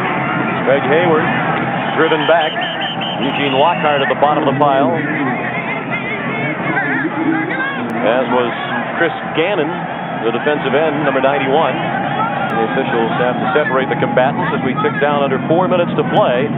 New Orleans on its way to its 5th straight win with a record of 31, or the score of 31-14, and a record about to be 7-2, and that means San Francisco will have to beat Atlanta tomorrow night to keep pace. And I'll be in Atlanta tomorrow night to do that game for Monday Night Football, and it should be a dandy. These two teams go head-to-head with the Saints and the 49ers next week. 4 o'clock Eastern time on CBS. Hebert called the timeout with 1 second left on the play clock. And with the Saints looking at 3rd down and 8. You know, the other thing about it is that the Saints are going to have an advantage playing the 49ers next week because they're playing in Atlanta, tomorrow night on a Monday night, and then they have to travel back where they're going to blow Tuesday, so they're going to have a very short week to get ready to play New Orleans next week in San Francisco. And as the Saints look ahead to the excitement of a race for the playoffs and a possible division title, the Patriots are trying to avoid the prospect of becoming the first ever 0-16 team in NFL history. Tampa Bay in its first year went 0-14 before the National Football League went to a 16-game regular season schedule. several times in the 16-game format, 4 to be exact. Teams have won only 1 game, including the Patriots 2 years ago in their only season under head coach Rod Rust. Indianapolis last year won only 1. And fans here in New England are already considering the 0-16 possibility. And will Dick McPherson return to the sidelines in 1992? Now 3rd down and 8.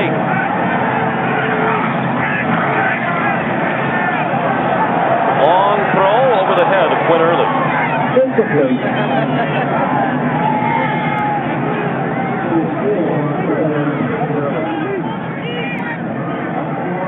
That'll bring up 4th down. Speaking of the prospect of 0-16 for New England, they have some tough games ahead at Indianapolis, and the Colts are much improved. That's next week. They still have a trip to Atlanta and Kansas City. They finish up at Cincinnati and at home with Miami to the Patriots after the 5 games that you saw. Barnhart. Stanley made the fair catch at the 17. A 40-yard punt for Tommy Barnhart. It's not nothing to diminish his reputation today. As a matter of fact, some say that kickers who kick in domes have inflated stats because of the conditions, but he came into today with a better punting average outdoors than he had inside the domes this year. Well, one thing about it, if he doesn't make the Pro Bowl, you ought to have an investigation because he earned the right to be in the Pro Bowl. He's, I think, the very finest punter in the National Football League at this stage of his career.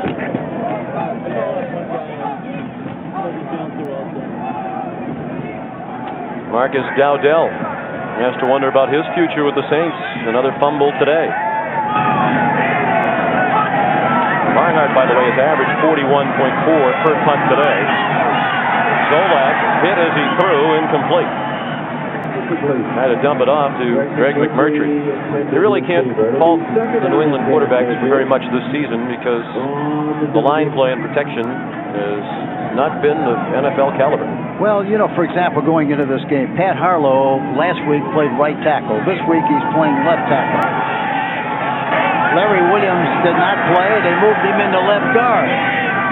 Rakowski was a backup. He's playing right guard. And, of course, the right guard is playing right tackle, Eugene Chung. So, it's a League of Nations offensive line, and it played like that this afternoon. Solak dumped it off to Cook. And the Patriots looking at 3rd and long.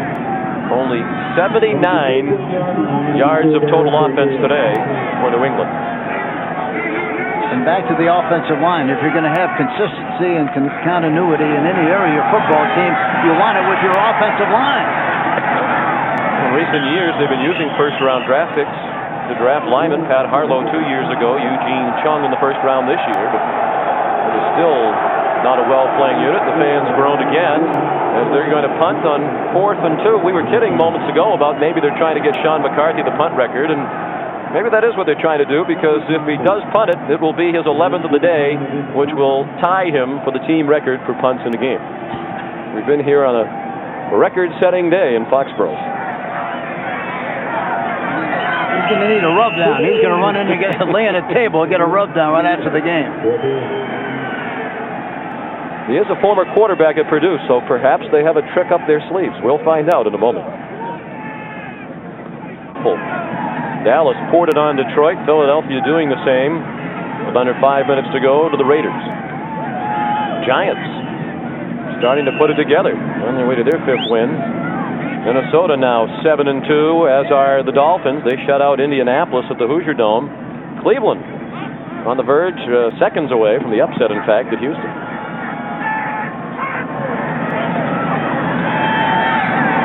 Apparently a day of one-sided games around the NFL today.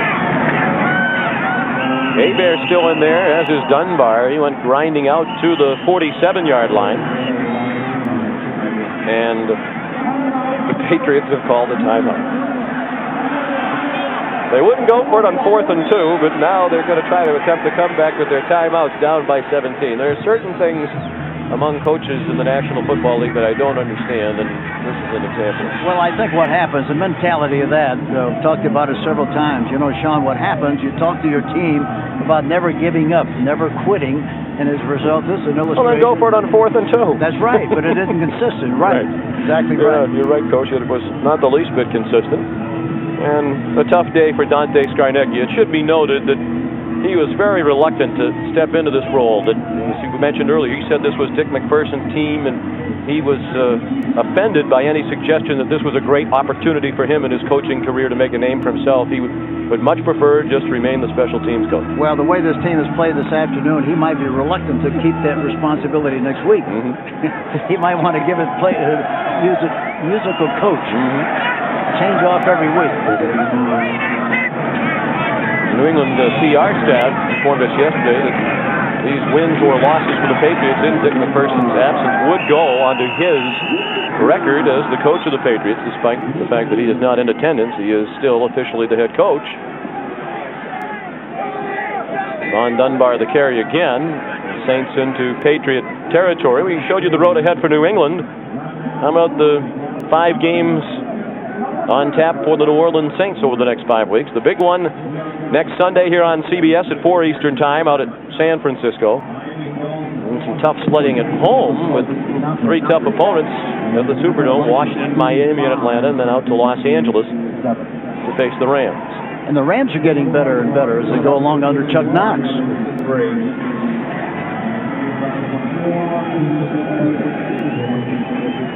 New England has used another timeout.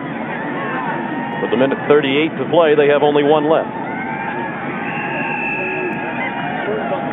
Now the task for the Patriot coaches, Hank, has to be to continue to get them to show up and play hard every week. To this point, to their credit, they've done that, but you have to wonder what will continue to motivate them as things get uglier and uglier. Well, you have to be a great salesman to be in a coaching business, and that's the job that they have. You have to sell your team in the idea that yesterday's game, this one, for example, tomorrow, can say, listen, it's ancient history.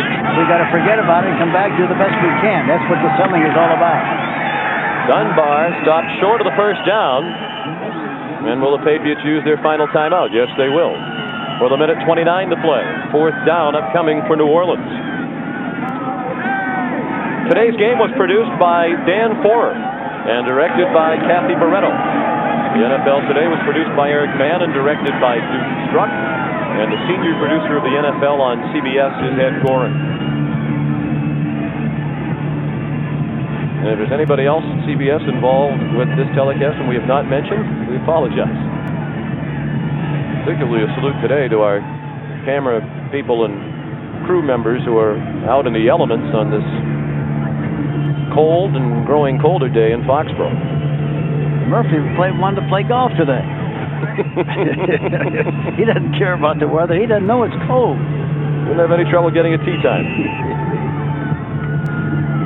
So Tim Goad and the Patriots look ahead. They wanted very badly to win this one for Coach McPherson. As I mentioned at the outset, Irving Pryor talked with Coach Mack a couple of days ago and said, how'd you like it if we won the game and brought the game ball up to the hospital? But that's not going to happen. You can have all the motivation and all the enthusiasm and emotion you can talk about, but you still have to have talent first, and this team doesn't have the talent to win.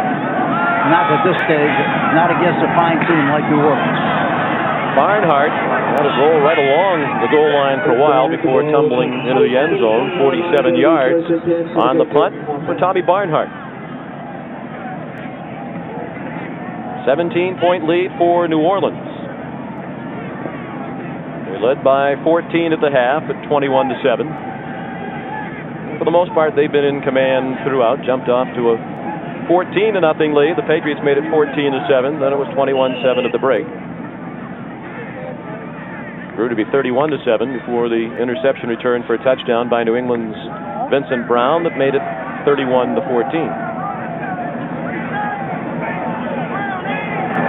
Scott Zolak out of the shotgun on first down from the New England 20. Marv Cook down to the 26. Maryland has produced some fine NFL quarterbacks in recent years. Zolak, the latest in the line that includes Neil O'Donnell of the Steelers and Boomer Esiason. Yes, and this young guy really looks like a good prospect. He looks like he's got a lot of poise, and we talked about his great arm. Not very good hands at the moment, however. It's always the case. As soon as you start talking and bragging about somebody, they blow a play. He went down back at the 20. Now it's 3rd and 10. 45 seconds to play.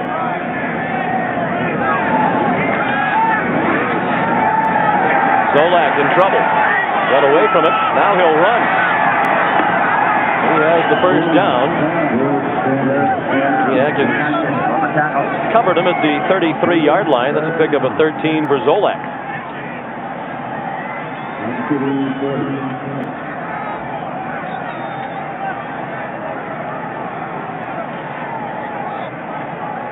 That's just the 6th first down of the game for New England. Ben Coates couldn't squeeze it. Second down.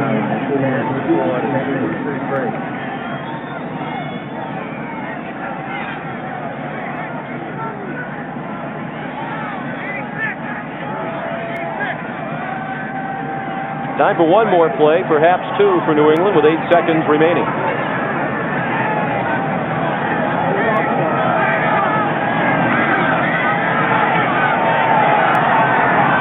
Ben Coates lost the football. What a fitting conclusion to this one. Yeah, he started to run with it and realized he didn't have the ball, so he came back to try to get it.